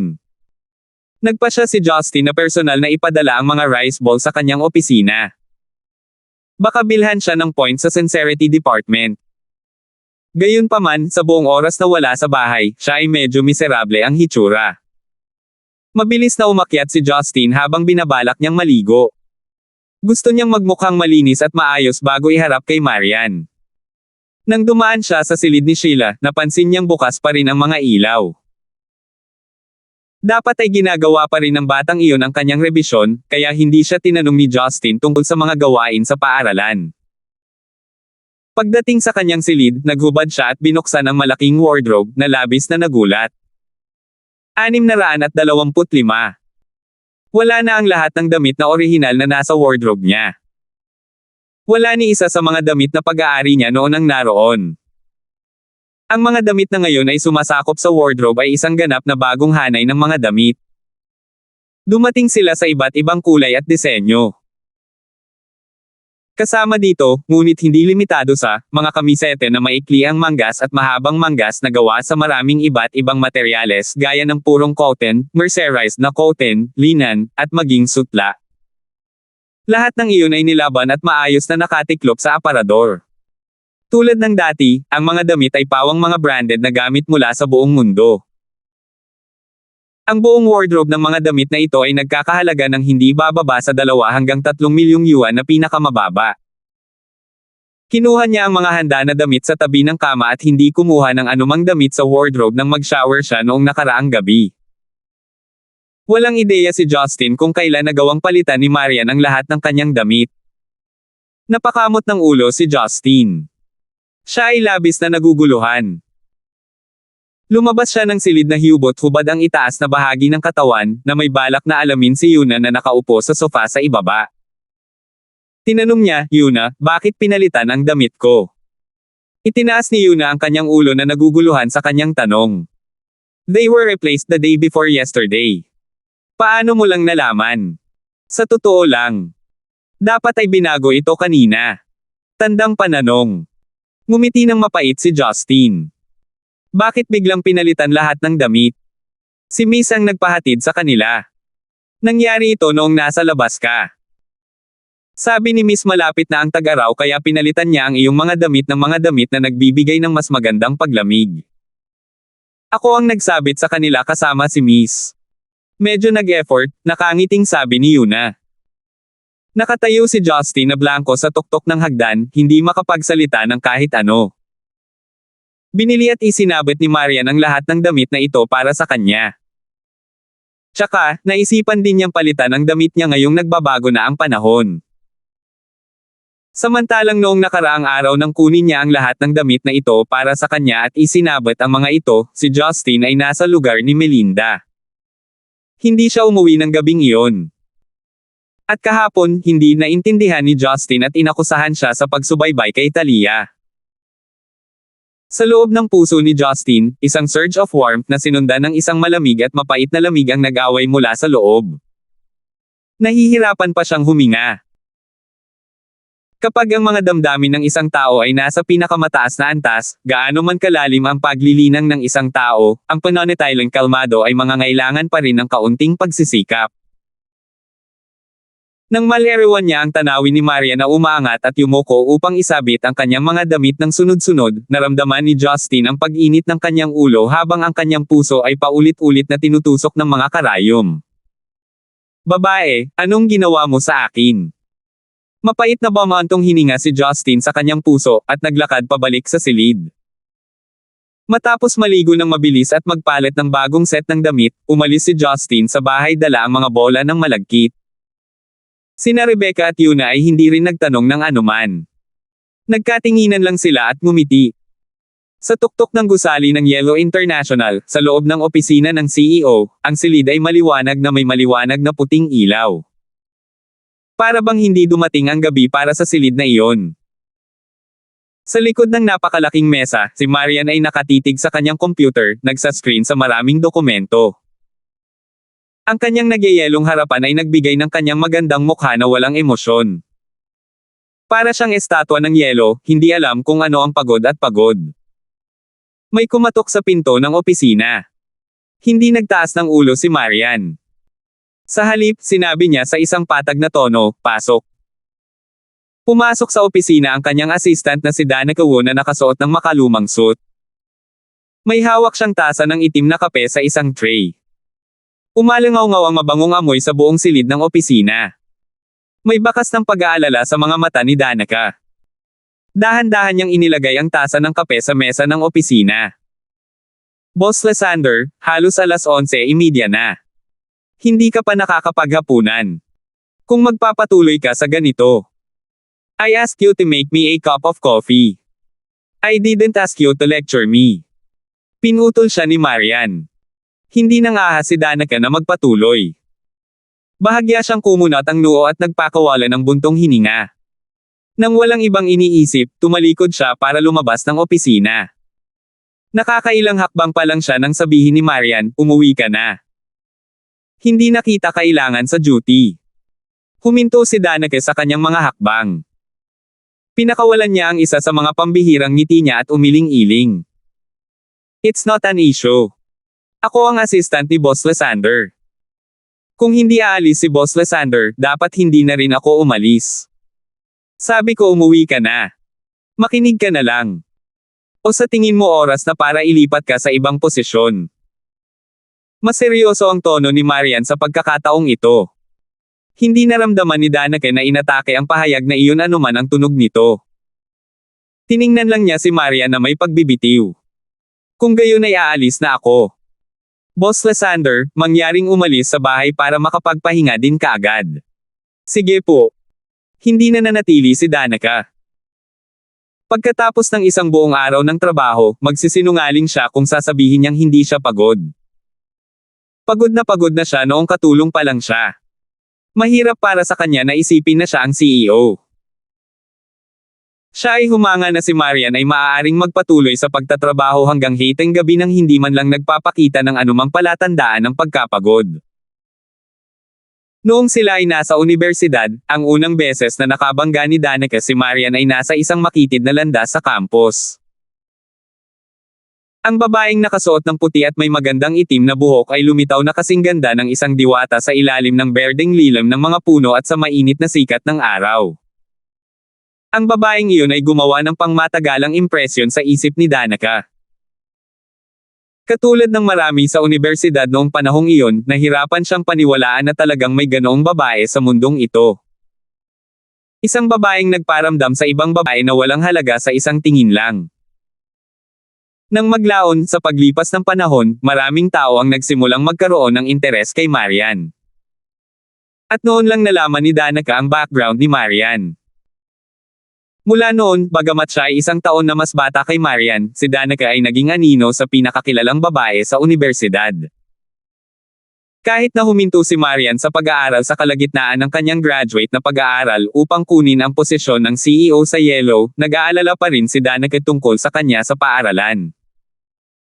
Pagkatapos noon, si Danica mismo ay sumuko sa kanyang pag-aaral sa pagtatapos. Kinakabahan, pumunta siya kay Yellow para maging katulong ni Marian.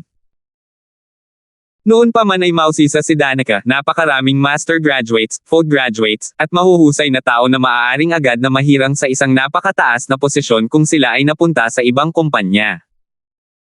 Ngunit si Marian ay walang pinili sa kanila, at sa halip ay pinili si Danica. Isang bagong graduate sa unibersidad. Kahit na ang kanyang mga marka ay namumukod-tangi, hindi siya eksaktong kwalipikado para sa posisyon ng katulong ng CEO sa isang multinasyonal na korporasyon. Alam ni Danica na hindi pa niya kailanman nakausap si Marian noon pa man. Malinaw niyang naaalala ang una nilang pag-uusap nang tanungin niya si Marian tungkol sa desisyon niyang gawin siyang katulong. Nakita dati sa paaralan. Tumakbo ka para sa posisyon ng presidente ng Unyon ng mga mag-aaral. Hindi masyadong masama ang pananalita mo. Ito ang tugon ni Marian. Napakasimple nito, nang walang anumang pagkakaiba-iba sa kanyang intonasyon. Gayunpaman, nagsimulang tumulo ang mainit na luha sa mukha ni Danica. Si Danica ay gumugol ng higit sa isang buwan upang ihanda ang kanyang talumpati para sa halalan sa pagkapangulo. Hindi mabilang na gabi ang paulit-ulit na nagsasanay at gumagawa ng mga pagsasaayos. Ngunit sa huli, hindi siya ang napili.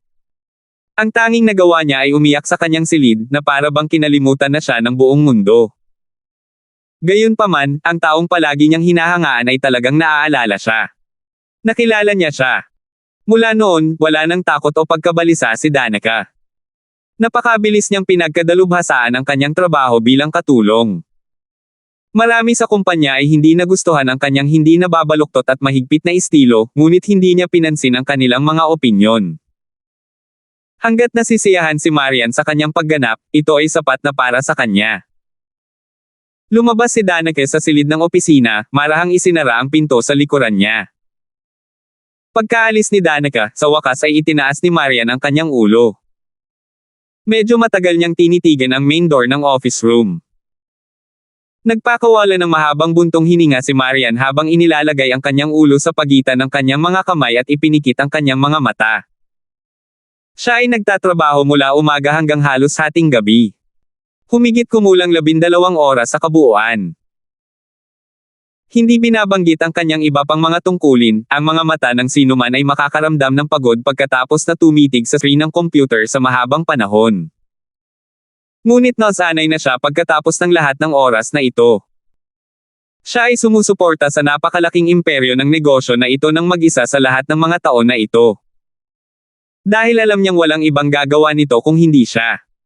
Tiningnan niya ang oras sa computer. 11:30 na talaga. Hinawakan ni Marian ang kanyang tiyan. Nagsisimula itong makaramdam ng bahagyang hindi komportable dahil sa pananakit ng tiyan.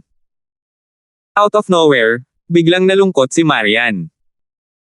Kung hindi dahil sa iniiwasan niya ang isang tao, hindi niya pipiliing mag-overtime at laktawan ng hapunan. Sa halip ay maaari niyang gawin ang kanyang trabaho sa kanyang silid-aralan sa bahay. Ito ay teknikal na hindi labag sa mga patakaran para kay Danica na magdala ng ilang pagkain sa opisina. Ngunit kung marinig ng iba na ang CEO ay kailangang kumain ng merienda ng mag-isa sa opisina, hindi ba ito magiging isang hit sa kanyang pagmamataas? Kailangan pa niyang alagaan ang kanyang mukha sa kanyang mga nasasakupan. Sa ganoong kalalim na oras, mahihiya siyang kumain kahit umuwi pa siya. Hindi rin siya naglakas loob na kumain ng hapunan sa labas ng mag-isa. Ang malupit na lalaking iyon ang may kasalanan ng lahat ng ito. Tandang pananong. Galit na kinagat ni Marian ang kanyang labi. Muli niyang tiningnan ang itim na kape na mainit pa rin sa tabi niya. Si Marian ay walang ganang uminom nito. Umiling siya, at ipagpapatuloy na sana ang pagbabasa nang muli niyang narinig ang mga katok sa pinto ng opisina. Masasabi ni Marian na hindi si Danica. Kaagad, itinaas niya ang kanyang bantay at gaalalang nagtanong, sino ito? Ang kanyang mga daliri ay nasa ibabaw na ng butones sa ilalim ng kanyang desk sa opisina na inilagay kung sakaling may mga emerhensya. Bumukas ang pinto. Pinunasan ni Justin ang kanyang ulo na sumimangot, Babe Marian, ako, ito. Gabi na pero hindi ka pa umuuwi. Dumating ako para sunduin ka. Nang makitang si Justin iyon, naglamig ang mga mata ni Marian. Nang walang kaunting pag-aalinlangan, sumigaw siya, lumabas ka. 626. Kakapasok lang ni Justin sa pinto. Ngunit napatras na siya ng isang hakbang sa malamig na ugali ni Marian. Awkward, sabi niya. Marian, alam kong galit ka pa rin sa akin.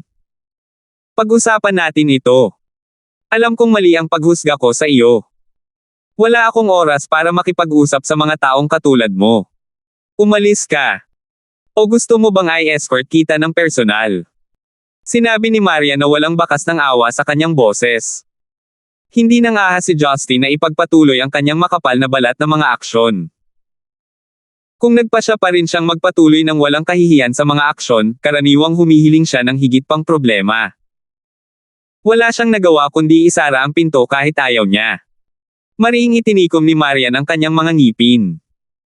Isang masalimuot na tingin ang bumungad sa kanyang mga mata.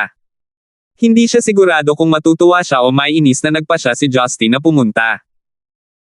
Nakatitig lang siya sa pinto nang wala sa oras, mukhang naliligaw. Wala pang isang minuto, may narinig muli si Marian. Pero sa pagkakataong ito, galing sa likuran niya ang tunog. Bang, bang, bang. Umaalingaw-ngaw sa buong opisina niya ang mabigat na tunog ng paulit-ulit na pagkatok ng baso. Napatayo si Marian mula sa kanyang upuan. Tumalikod siya, at tinakpan ng mga kamay niya ang bibig para pigilan ang sarili na mapasigaw sa gulat. Sa likuran niya, sa labas ng floor-to-ceiling na tempered glass na dingding, si Justin ay nakatayo habang ang kanyang mga paa ay nasa makitid na nakausli na kahabaan sa gilid. Ang isang kamay niya ay nakahawak sa maliit na nakausli na kahabaan sa ibabaw, at ang isa naman ay pilit na pinipigilan na hindi mahulog ang paper bag sa loob nito. Habang si Marian ay nanginginig pa rin sa gulat, si Justin ay nakatayo doon na may ngiti sa kanyang mukha. Ito ang pinakamataas na palapag ng isang gusali na mahigit 100 metro ang taas. Ang hangin ay umuungal at ang mababang temperatura ay tumatagos sa mga buto. Walang oras si Marian para pag-isipan kung paano napunta si Justin sa hagdanan. Sa sandaling naisip niya kung paano nahulog si Justin mula sa taas na higit sa 100 metro kung ang kanyang mga paa ay mad-ulash ng kaunti, ginawa ang kanyang buong puso na nakalawit sa kanyang lalamunan sa pag-aalala. Kung hindi niya alam na hindi pangkaraniwan si Justin, at mayroon siyang pambihirang kakayahan, malamang nahimeteyan si Marian dahil sa pagkabigla. Baliw ka ba? Ano sa tingin mo ang ginagawa mo? Galit na sabi ni Marian. Sa pag-scan sa paligid, naalala niya na maaaring mabuksan ang floor-to-ceiling window na nagpapahintulot kay Justin na makapasok mula roon. Sa pagitan nilang dalawa ay nakatayo ang isang makapal at mabigat na layer ng tempered glass, kaya imposibleng marinig nila ang isa't isa. Gayunpaman, ibinuko ni Justin ang kanyang bibig at ginamit ang kanyang mga galaw sa labi upang sabihin, halika, umuwi, kasama ako. Halos himeteyan si Marian. Kailangan ba talaga niyang dumaan sa ganoong matinding hakbang para tanungin siya ng simpleng tanong? Parang wala siyang balak na manatili sa opisina buong gabi. Kasabay nito, sa wakas ay natagpuan ni Marian ang seksyon sa glass window na maaaring mabuksan. Bagamat ito ay isang maikling distansya mula sa kinatatayuan ni Justin, mapanganib pa rin para sa kanya na tumawid sa ganoong taas ng napakatagal. Kaya agad siyang tumakbo para buksan ang bahaging iyon ng glass window. Matapos buksan ang nakasaradong glass window na iyon ng may matinding pagsisikap, agad na naramdaman ni Marian ang pag-agos ng malamig na hangin sa kanyang mukha na umaalingaw-ngaw din sa buong silid ng opisina. Nakapikit ang kanyang mga mata at iniangat ang kanyang ulo sa labas ng bintana, sinabi niya kay Justin, itapon mo ang bagay na nasa kamay mo. Bilisan mo at pumasok ka. Isang nasisiyahang ngiti ang pinakawala ni Justin. Alam ko na. Gusto pa rin ako ni Babe Marian. Gayunpaman, sa palagay ko ay hindi ako pinahihintulutan na pabayaan ito ng 100 metro mula sa lupa. Habang nagsasalita siya, bahagyang tinapik ni Justin ang kanyang mga daliri sa paa, at parang sinusundan nito ang isang paunang natukoy na ruta, ang kanyang katawan ay pumihit sa hangin at napunta sa labas mismo ng bintana sa harap ni Marian. Ang eksenang ito ay parang isang profesional na aerial acrobatic stunt, na pinalaki ni Marian ang kanyang mga mata sa gulat. Sumando si Justin sa bintana at kumandat kay Marian. Gusto mo bang lumabas at tumitig sa mga bituin kasama ako? Inilibot ni Marian ang kanyang mga mata sa kanya. Lunatic. Bilisan mo at pumasok ka. Naunawaan na niya na walang pakialam si Justin sa hindi gaanong halagang iyon. Ang romantikong mungkahi ni Justin ay tinanggihan ni Marian. Nagkibit-balikat lang siya at sabay luksong napahiga sa carpet sa loob ng office room. Matapos isara ang salamin na bintana, naglakad pabalik si Marian sa gilid ng office desk at umupo. Nang hindi tumitingin kay Justin, sinabi niya, may gagawin pa ako. Please umalis ka. Sinundan siya ni Justin sa gilid ng office desk na parang bata. Inilagay niya ang paper bag na hawak niya sa kanyang kamay sa harap mismo ni Marian at nakangiting sinabi, okay lang ang magtrabaho hanggang gabi. Pero kailangan mo pa rin kumain, di ba? Kakain ako kapag gusto ko, at hindi kung ayaw ko. Hindi mo kailangang alalahanin ang iyong sarili tungkol dyan, Mata Ray na sabi ni Marian. Hindi rin nababalisa si Justin. Alam na niyang hindi ganoon kadaling kausapin ang babaeng ito. Kumuha siya ng leather chair at umupo sa tabi ni Marian habang nakatagilid ang ulo. Bahagyang umiwas ng tingin si Marian. Nakaramdam siya ng kaunting pagkabalisa sa pagtitig ni Justin. Lalong nagiging mahirap basahin ang kanyang mga dokumento. Kumunat ang noo niya at nagtanong, anong tinatitigan mo? Marian, gusto mo ng green, pink, at lemon red na kulay. Pero mas gusto mong magsuot ng itim na damit, di ba? Biglang tanong ni Justin. Tumingin si Marian sa lalaking ito na may pagtataka sa mukha. Wala siyang ideya kung saan ito patungo. Mahilig ka sa kahit anong bulaklak at halaman, pero paborito mo ang Cape Jasmine at Wisteria. Pero dahil takot ka sa mga bubuyog, hindi ka nang ahas na lumapit sa mga bulaklak. Kapag nakikinig ka ng musika nang hindi nakikipag-usap sa sinuman, mahikatulog ka ng wala pang 5 minuto. Sa iyong mga aralin sa musika sa senior high school, bumagsak ka sa bawat pagsubok. Ang paborito mong pelikula ay Moulin Rouge, at natatakot kang manood ng mga horror movies.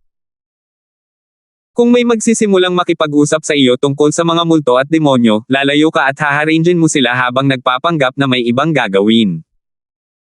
Ngunit ano man ang mangyari, hindi ka kailanman papayag na aminin na natatakot ka. Ayaw mong mag-ehersisyo.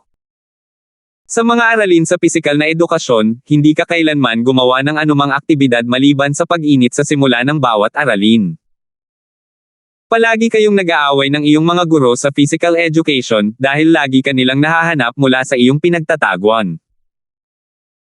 Hiniling ng iyong paaralan ang mga mag-aaral na magsuot ng mga uniforme sa paaralan, ngunit tumanggi kang magsuot nito, na nagpapahiwatig na ang iyong klase ay bawas ng mga puntos paminsan-minsan. Sa loob ng 3 taon ng senior high school, walang klase ang nanalo ng parangal na kasama mo dito. Sa huli, kahit ang iyong mga guro ay sumuko na sa pagsisikap na akitin ka. Kinagat ang ibabang labi, ibinaba na ni Marian ang kanyang ulo.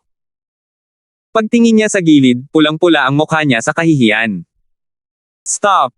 Stop talking, mahinang sabi ni Marian. Paano mo nalaman? Ngumiti si Justin sa isang nakaka-relax na paraan. Walang dapat ikahiya. Bumisita ako sa senior high school na pinag-aaralan mo ngayon. Nakilala ko ang teacher mo na si Madam Thompson. Siya ang nagsabi sa akin ng lahat ng mga bagay na ito tungkol sa iyo. Nabanggit pa nga niya na hindi ka pa nakakabalik kahit minsan sa paaralan mula nang magtapos ka. Sok. Babe Marian, napaka-cold mo talaga sa lahat. It's none of your business. Bulong ni Marian na walang lason sa kanyang boses. Nakahawak ang kanyang mga kamay sa pleats ng kanyang damit, at hindi siya nang ahas na tumingin ng diretso kay Justin. Pero medyo masaya siya sa loob. Medyo ipinagmamalaki ni Justin ang kanyang sarili. May iba pa nga akong alam. Sabi ni Madam Thompson, noong second year ka sa senior high school, mayroon kang isang napakagwapong guro sa mathematics. Nag-alok kang kumuha ng mga tungkulin sa klase sa unang pagkakataon sa kasaysayan at humiling na maging kinatawa ng aralin sa matematika. Bawal ka na magsalita. Mabilis na pinigilan ni Marian si Justin. Ang bawat tao'y may kanya-kanyang isip-isip bata noong kanilang mga teenage years. Siya ay walang exception. Ngunit sa pagtingin sa kasalukuyang sitwasyon, naramdaman ni Marian na uminit ang buong mukha niya. Bagay talaga itong si Madam Thompson, nagsasalita ng mga bagay na hindi dapat binabanggit. Bakit pa niya dinala ang bagay na iyon tungkol sa guro sa matematika? Tandang pananong. Tanong niya. Iyon lang ay medyo nalilito ako sa oras na iyon. Kung ako ngayon, bakit ako mahuhulog sa isang mapagpanggap na lalaki na ang tanging layunin sa buhay ay maging cool? Tsaka half semester lang ako ang lesson representative. Agad akong umalis pagkatapos nito. Humajejek si Justin at nagtanong, ano ang dapat kong gawin? Iniisip ko pa ring sabihin kina Lucille at Sheila ang tungkol dito sa hinaharap. Sasabihin ko sa kanila na ang kanilang sister Marian ay mayroon ding mga hindi malilimutang alaala bilang isang teenager na babae noon. Bawal kang sabihin sa kanila. Pulang-pula ang napakagandang mukha ni Marian. Muntik na siyang mabaliw. Paano nakakainis tong lalaking tea? Iniklik ni Justin ang kanyang dila. Pwede naman kung gusto mong wala akong sasabihin, kumain ka na lang ng masunurin. Lumingon si Marian at tumingin sa paper bag na nasa desk, pagkatapos ay nagdikit ang kanyang mga ngipin. Sige, kakain na ako. Ngayon ay mabuting babae na iyon, tumawa si Justin. Hindi pinansin ni Marian ang walang hiyang lalaking iyon. Binuksan niya ang paper bag na may maasim na mukha, at kumuha ng dark brown na kulay na lalagyan mula sa loob. Sa pagtingin sa packaging, naisip ni Marian na medyo pamilyar ito. Sa pag-iisip ng mabuti, bigla niyang napagtanto na mula pala ito sa rice ball shop na madalas niyang puntahan noong senior high school siya. Ibig sabihin, iyon ang tindahan na pinamamahalaan ng pamilya ni Hannah. Tama, ang kakilakilabot na lalaking ito ay pumasok sa aking high school ngayon. Malamang doon siya bumili ng rice balls. She thought. Bahagyang nawala ang sakit sa kanyang tiyan. Sinulyapan ni Marian si Justin bago niya binuksan ang lalagyan. Sa sandaling binuksan niya ito, natigilan si Marian. Ang mga rice balls na nakalatag sa kanyang harapan ay iba ang palamuti. Iba-iba ang mga ito dahil sa ibabaw ng bawat rice ball, iba't ibang karakter ang nakasulat gamit ang red bean paste. Sa ibabaw ng 8 bilog na rice ball na magkaiba ang kulay ay nagsulat, ayon sa pagkakasunod-sunod, Your Highness, my wife, I beg your forgiveness. Matagal silang tinitigan ni Marian, nawala sa kanyang pag-iisip. Pagkatapos ay lumingon siya nang nahihirapan at tumingin kay Justin. Ngumiti si Justin, bahagyang napahiya. Para lang sa ilang rice ball na ito, kinukutya pa nga ako ni Hannah at ng kanyang buong pamilya sa pagiging henpecked husband. Pero alam mo rin na makapal ang balat ko. Kaya walang kahihiyan kung ginawang custom si Old Lane na gawin itong 8 rice balls para sa akin. Iba-iba ang mga lasa, kahit hindi ko pa nasubukan ang mga ito dati. Naniniwala ako na mas masasabi mo ang Old Lane kaysa sa iyo. Biyernes para kumain ka sa katapusan ng linggo, sa tingin ko ay hindi dapat maging problema para sa iyo na tapusin ang 8 sa kanila. Habang nakikita niya na ang maningning na mga mata ni Marian ay nakatitig pa rin sa kanyang sarili, at hindi siya nagsasalita. Walang ideya si Justin kung ano ang nangyari. Kaya naman hinampis niya ang sarili niya sa ulo at ngumiti. Nagkamali ako ng kalkula. Masyadong tuyo para kumain lang ng ganito, tama. Tama, hindi ka makakain ng mga rice ball na may kasamang kape, at itim na kape kung ganoon. Paano kung ipagtitimpla kita ng isang kaldero ng tsaa? Hindi rin tama iyon, ang tsaa ay alkalina at hindi madaling matono. Marahil ay buhusan kita ng isang tasa ng tubig. Tatayo na sana si Justin nang marinig niyang nagtanong si Marian, bakit? Nagulat si Justin. Bakit ano? Bakit mo ginawa ang mga ito para sa akin? Tanong ni Marian. Napangiti si Justin nang may kasalanan. I misjudged you. That alone should be reason enough to do this. Besides, narinig ko rin ang mga tao na nagsasabi na ang dahilan kung bakit tayo mag-asawa ay hindi nagkakasundo sa isa't isa ay dahil hindi kita maintindihan. Kaya nga gusto kong mas makilala pa ang nakaraan mo. Hindi lang ang family ties mo, pati na rin ang childhood mo, ang schooling years mo. Sayang lang at hindi ko na alam ang pagiging guro mo ngayon sa elementarya. Noong bata ka pa, kung ganoon, hindi ba't napaka-interesante? Si Marian ay tahimik, na parang may iniisip. Muling naisip ni Justin ang isang bagay at ngumiti habang sinasabi, nga pala, kailangan ko pa ring magpasalamat sa iyo dahil naalala mong bumili ako ng mga damit para sa pagbabago ng panahon. Pero medyo mababa ang klase kong tao, kaya talagang hindi mo na ako kailangan pang bilhan ako ng mamahaling damit. Kunin mo lang ako ng murang damit kahit saan. Masayang ang buong wardrobe ng mga branded na damit sa isang taong tulad ko, pero hindi ko alam kung saan ang pera natin, pero hindi ko alam kung nasaan ang pamilya natin. Hindi mo ba gustong bumili ng malaking bahagi ng entertainment industry, gamitin mo lang ito kung saan ito dapat naroroon. Pagkatapos magsalita, pumunta si Justin sa water dispenser, kumuha ng paper cup at nagbuhos ng isang baso ng maligamgam na tubig bago bumalik sa kanyang upuan. Nakangiting nagpatuloy siya, sige, baka nagugutom ka na. Bilasan mo at kumain ng rice ball. Sariwa ito ngayon. Tinanggo ni Marian ang kanyang ulo na may kalmadong mukha. Kumuha siya ng rice ball, kinurot ng magkabilang kamay dahil sa ugali, ipinadala sa bibig niya at kumagat ng kaunti. Bagamat ngumunguya siya sa pamilyar na lasa, nagambala ang isip ni Marian. Napasulyap siya sa lalaking nasa tabi niya paminsan-minsan. Matapos lunukan ang unang rice ball at hindi na makaramdam ng anumang discomfort sa kanyang tiyan, kinuha ni Marian ang tasa ng tubig na ipinasa sa kanya ni Justin. Ituloy mo lang ang pagkain. Kahit na gusto mo talagang mag-overtime sa buong gabi, hindi kita pipigilan. Pero kailangan mong siguraduhing busog ka, sabi ni Justin. Hindi ipinagpatuloy ni Marian ang pagkuha ng mga rice ball. Sa halip, tumingin siya ng diretso kay Justin na may komplikadong hitsura sa kanyang mukha, nagtanong, Justin, gusto mo ba talaga ako? Tumigil sandali si Justin, at nakangiting nagtanong, bakit bigla kang nagtanong? Sa totoo lang noong nakaraang gabi, pagkatapos mong maghinala na nagpadala ako ng isang tao upang manood ng Thalia, kahit nagalit ako, naisip ko rin kung bakit ka naghihinala sa akin, sabi ni Marian na may malinaw na boses. Kung talagang mag-asawa tayo, pinaghihinalaan mo akong gumawa ng ganoon dahil lang sa ibang babae, hindi ba ibig sabihin hindi ako ganoon kahalaga sa puso mo? O marahil, mas mababa ang posisyon ko kaysa sa iba mong babae sa puso mo. Mapait na ngumiti si Justin.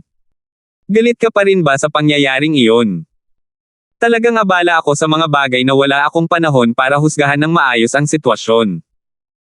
Ito ay ganap na naiibang bagay sa kung gusto kita o hindi. Umiling si Marian, kumikinang ang kanyang mga mata sa kalungkutan. It's not just because of this matter. It's because there's really exists too many conflicts and clashes between us. Ganito na tayo simula pa lang. I am starting to lose doubt in your favor for me. Pinigilan ni Justin ang kanyang mga ekspresyon, at sinabing may seryosong mukha, dahil kailangan mong malaman, ako ay ganap na magiging tapat sa iyo. Hindi kita gusto, seryosong sabi ni Justin. Isang sulyap ng paghihirap ang pumuno sa mga mata ni Marian. Siya ay natigilan, hindi makapagsalita. Ngunit sa sandaling lumabas ang mga salita sa kanyang bibig, ngumiti si Justin, sinabing, pero mahal kita. Dahil dito, wala nang oras si Marian para mag-react. Nagtama ang kanyang mga mata kay Justin, at tuluyan na siyang nalilito. Dahil mahal kita, at mahal kita higit pa sa pagmamahal ko sa iba, kaya hanggang ngayon ay pinapahalagahan ko ang nararamdaman mo. Kaya't umaasa ako na magtagal ang ating pagsasama. Matapos itong ilagay sa ganito. Naiintindihan mo na ba? Tanong ni Justin ng buong time. Pagkaraan ng ilang sandali, sa wakas ay lumitaw ang pamumula sa napakagandang mukha ni Marian. Ibinaling niya ang kanyang ulo sa gilid upang maiwasan ang pagtingin kay Justin. Pagkatapos ay kinuha niya ang glutinous rice ball sa lalagyan at nagpatuloy sa pagkain. Habang kumakain siya, nagtanong siya, ano ang sinabi mo sa akin noong nakaraan, tungkol sa pagbibigay sa akin ng regalo? Ito ba? Nagulat si Justin, pagkatapos ay mabilis siyang umiling. Siyempre hindi. I'm very sincere in wanting to give you a gift. Kaya lang. Medyo siksikan ako sa oras. Medyo matatagalan pa bago ko ito may handa. Tumango si Marian, pagkatapos ay sinabi sa boses na halos kasing lambot ng buzz ng lamok. Kung ang regalo mo ay nakapagpasaya sa akin ng lubos, magpakasal na tayo. Sa kabutihang palad, si Justin ay may abnormal na malakas na pandinig, kaya malinaw niyang nakuha ito. Ngunit nang maisip niya ito, nagtanong siya sa nalilitong boses, magpakasal ka. Hindi ba legal na kasal na tayo? Inikat ni Marian ang kanyang ulo upang harapin siya, ang kanyang buhay na mga mata ay puno ng kahihiyan at reklamo. Pinisil niya ang kanyang mga pisngi at sinabi sa isang nakakaakit na galit na paraan, you dummy. Pananatilihin mo ba akong kasama kahabang buhay nang hindi man lang nagdaraos ng seremonya ng kasal? 627. Isang electrical surge ang dumaan sa utak ni Justin. Sandali siyang natigilan bago muling namulat ang paligid at ngumiti ng nakakaloko. Totoo yon. Nakalimutan ko na hindi pala kami nagdaos ng wedding ceremony para sa kasal namin. Hehe. Si Marian na ngumunguya ng glutinous rice balls ay hindi man lang mapakali na suwayan siya. Isa ito sa mga pinakadakilang pangyayari sa buhay, ngunit kahit papaano ay nakalimutan niya ang pagkakaroon nito. Pero, biglang napagtanto ni Justin na may mali na naman. Kung sila ni Marian ay magdaraos ng seremonya ng kasal, tiyak na kailangan nilang mag-imbite ng mga bisita, tama ba? Madali para sa kanya na iguhit ang kanyang panig sa listahan ng bisita. Inaanyayahan niya ang kanyang mga kaibigan at subordinate. Ngunit sa panig ni Marian, tiyak na kasama sa kanyang listahan ng bisita ang ilan sa kanyang mga kapatid na babae, sa kumpanya na napakabuti sa kanya. Doon siya tumama sa isang hadlang sa kalsada. Kung si Talia, Melinda, at ang Collins sisters ay dumalo sa kanilang seremonya ng kasal, paano niya haharapin ang bawat isa sa mga babaeng ito? Tila napansin ni Marian ang paghihirap ni Justin. Sinulyapan niya ito gamit ang magagandang mata. Bakit, ayaw mo bang gawin ito? Mabilis na umiling si Justin. Payag ako. Siyempre payag ako. Pero, ibig sabihin ba ay isa publiko na ang relasyon natin? Oo naman. Ano ang alternatibo? Magpakasal sa aming tahanan. Sabi ni Marian. Naisip ni Justin sa kanyang sarili. Talagang ganyan ang kaso. Mahirap tanggihan ang palihim niyang proposal na ito. Hindi ko maaaring tanggihan ang ideya para sa malinaw na mga kadahilanan. Ngunit sa sandaling isagawa natin ang seremonyang ito, ang ating relasyon ay malalaman sa lahat. Kung sasama pa rin ako sa ibang babae, ano kaya ang mararamdaman nila dito? Nagpatuloy si Marian, syempre, hindi ito isang bagay na maaaring ayusin sa isang gabi. Kailangan ko pa ring makita kung anong regalo ang ihahanda mo para sa akin. Huwag mo bang gamitin ang glutinous rice balls para linlangan ako muli? Bagamat ito ang paborito kong pagkain, hindi ko ito mahal para ibenta ang sarili ko dito. Ngumiti si Justin. Akala niya noon ay medyo mababa ang halaga, para pasayahin ang asawa niyang ito, magkano ang halaga ng ilang malagkit na bola ng bigas. Ngunit ngayon ay tila siya ay nagkaroon ng isang tunay na problema, at ang kanyang tunay na kayamanan ay kailangang maglaro. Nagpakita ang mga mata ni Marian ng bahid ng palihim. Dati noong ikinasal tayo, akala ko sira ka na, kaya hindi ko inasahan na may gagawin ka para sa akin. Pero ngayong alam kong mas may kaya ka na kaysa sa akin, tumaas ang expectations ko. Ang mga ordinaryong tao ay may kanya-kanyang paraan ng pamumuhay. Ang mayayaman ay may kanya-kanyang paraan ng pamumuhay. Hindi ako partikular na gumawa ng paraan upang bumili ng mga branded na gamit para sa iyo, ngunit dahil kapag namimili ako ng mga damit, ang hilig ko ay pumili ng mga branded. Ito ay isang ugali na naging natural na sa akin. Tungkol naman sa seremonya ng kasal ko sa iyo, ayoko ng mga simple at hindi pa adorno at hindi pa natutuwa sa kasal. Babae. Magdaraos kami ng kasal na sumasalamin sa aking katayuan sa lipunan. Dahil kaya mong pumunta sa Hokkaido at gumawa ng malaking kaguluhan tungkol sa vixen na si Joyce na iyon, natural na hindi kita hahayaang makataka sa isang simpleng seremonya. Gusto ko pareho ang kamangha-manghang glamour at ang iyong tunay na sinseridad. Kung iniisip mo kung paano mo ito makakamit, iminumungkahi kung simulan mo na ang pagpaplano ngayon. Naramdaman ni Justin na siya ay nilero ng diretso sa mga kamay ni Marian. Nakakuyom ng mahigpit ang mga kamao niya, hindi niya magawang magbigay ng kahit katiting na lakas para labanan. Sa totoo lang, ang kahilingang ito ay talagang hindi labis na hinihingi. Ang pagdaraos ng seremonya ng kasal, kahit na ito ay maging engrandi, magkano ang posibleng magastos? Kung ganoon, kapag ikinasal na tayo, dapat ba nating imbitahin si Talia at ang iba pa? Mahinang tanong ni Justin, sinusubukang-subukan ang tubig. Walang pag-aalinlangan na tumanggo si Marian sa kanyang ulo. Nakangiting sabi, syempre dapat. Hindi lang si Talia ang dapat dumating, sina Joyce, Melinda at Roslyn ang dapat pumunta. Siya nga pala, may iba ka pa bang manliligaw? Invite mo silang lahat.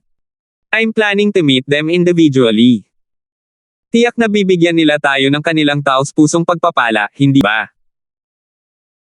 Nang tingnan ng malayelo na malamig na talas ng maningning na mga mata ni Marian, ang ngiti na kasing kislap ng bulaklak ng tagsibol sa kanyang mukha ay nagpang-inag sa kanya sa takot. Kinakamot ni Justin ang likod ng kanyang ulo ng hindi maganda. Paano ito isang pagbati? She's obviously trying to narrow her sights on her target so that she can deal with one by one in the future. Hindi hinayaan ni Justin na magpatuloy ang pag-uusap sa landas na ito. Pakiramdam niya ay dapat na siyang umatras ngayon at muling isaalang-alang ang mga posibleng opsyon para atakihin ang problemang ito, kaya iniban niya ang paksa at sinabing, nga pala, noong nagpunta ako sa lugar ni Hana ngayon.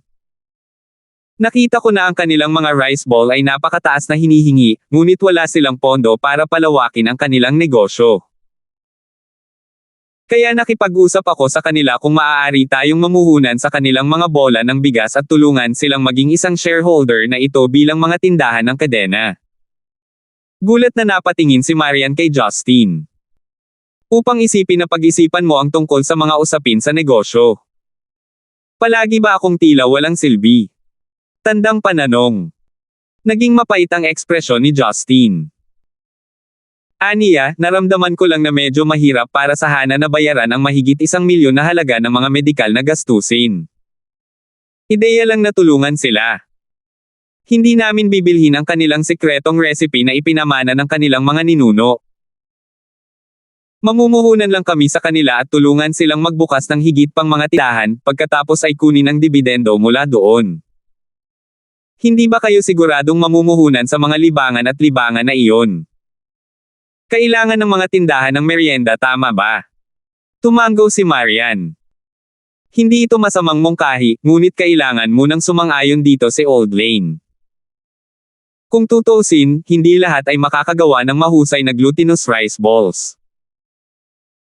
Mangangailangan ito ng mga profesional na magbigay ng pagsasanay upang ang texture at lasa ay magkaroon ng sariling kakaiba. Si Elder Lane ay matagal nang ayaw makipagtulungan sa iba, higit sa lahat dahil hindi siya nagtitiwala sa mga taong iyon. Ano ang magiging kakaiba sa iyo? Baka hindi siya magtiwala sa ibang tao. Pero Babe Marian, ikaw ang tagapagligtas ng pamilya ni Hana. At saka, may pakialam ka pa ba sa secret recipe nila? Tumawa si Justin. Tumanggo si Marian, malalim ang iniisip. Patuloy siyang hinikayat ni Justin sa pagsasabing, Marian, pag-isipan mo ito. Sa hinaharap, ang iyong mga paboritong glutinous rice balls ay makikita sa bawat recreational site ng Yellow International. Ang mga interior ay maaaring palamutihan ng pinkish at warm na mga kulay. Mga larawan ng Hello Kitty na nakapinta sa mga dingding. Dalawang malalaking plasma na nakadikit sa dingding na telebisyon ang nakasabit sa dingding, naglalaro ng iyong mahahabang mga paboritong Korean drama, tulad ng iyong mga drama sa buong araw na maririnig. Opa, at iba pa. Magiging mandatory lang ang paglalaro ng mga Korean drama. Kahit saan ka bumisita para mag-supervise, makakasigurado kang makukuha mo ang lahat ng iba't ibang uri ng marami kulay na sariwang glutinous rice balls na gusto mo. At higit sa lahat, hindi lang ito basta-bastang rice ball kundi mula sa Pamilya Lane. At sa kabila ng pagiging CEO, pupunta ka pa rin at kumain ng glutinous rice balls kasama ng iba. Ipapakita nito kung gaano kakadaling lapitan at ang pagiging madali mong lapitan ng lahat. Mga posibilidad na maaaring magkaroon ng potensyal na pakikipagsapalaran na ito. Sa puntong ito, nakalimutan na ni Marian ang glutinous rice ball na hawak niya sa kanyang mga kamay. Napuno ng malabrilyante na ningning ang malinaw niyang mga mata. At kitang-kita ang pananabik niya kahit hindi na kailangang sabihin.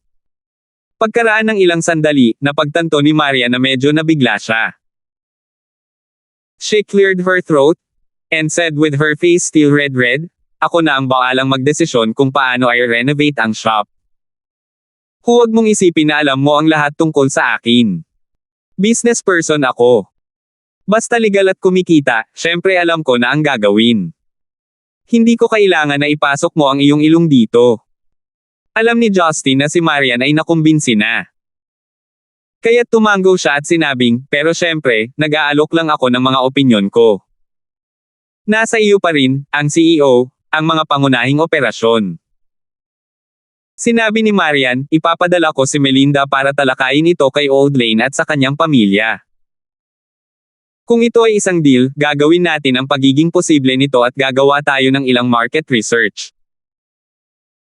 Kung magiging maayos iyon, magsisimula tayong mag-recruit ng mga tao para magsagawa ng pagsasanay sa panahon ng pre-release ng mga tindahan. Kung magtatagumpay ito, sa palagay ko ay makakalimutan na lang natin ang higit sa 1 milyong yuan na halaga ng pera na inutang ni Hana. Hindi madali para sa kanyang pamilya na makayanan ito.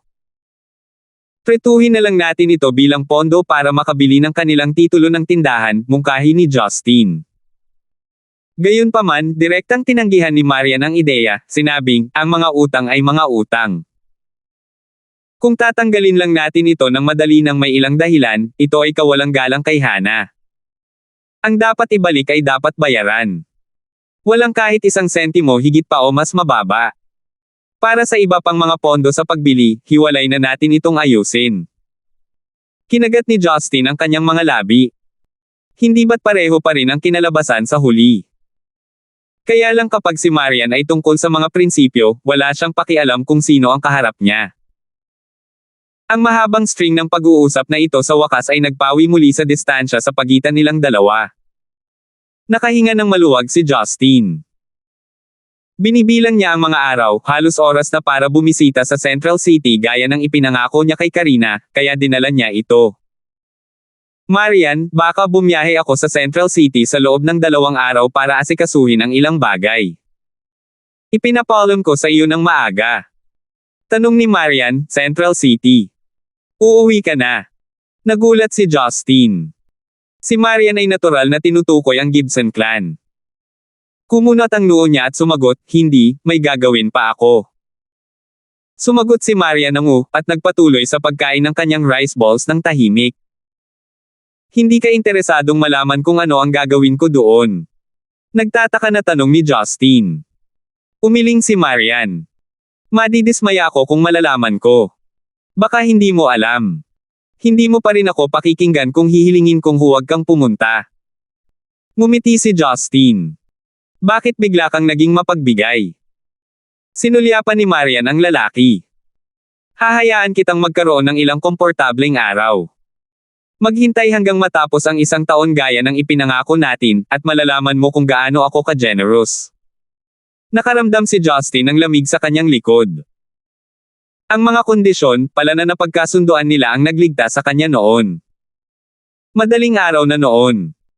Wala pa ring balak si Maria na tawagan ito ng isang araw.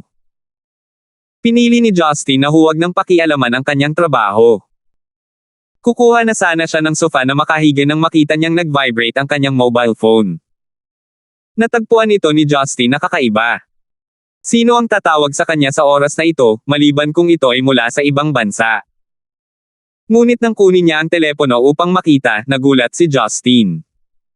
Ito pala ang numero ni Didi. Hindi ba bumalik na ang batang iyon sa tahanan ng pamilya ni Central City Dawson kasama ang kanyang ina? Sinagot ni Justin ang tawag at nagtanong, "Anak, anong meron?" Sa kabilang dulo ng telepono, napakalambot ng boses ni Didi, at parang humihikbi ito. "Tiyo, ina, nay, Nalason." Nalason si Therese. Parang may nuclear bomb na sumabog sa utak ni Justin. Naging solemn na ang mukha niya. Anong nangyari? Ipaliwanag mo ng detalyado.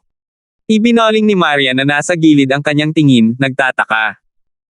Nang makita niyang biglang naging solemn na ang mukha ni Justin, medyo nag-alala siya. Salamat po at sinamahan ninyo ako, ingat lagi mga master.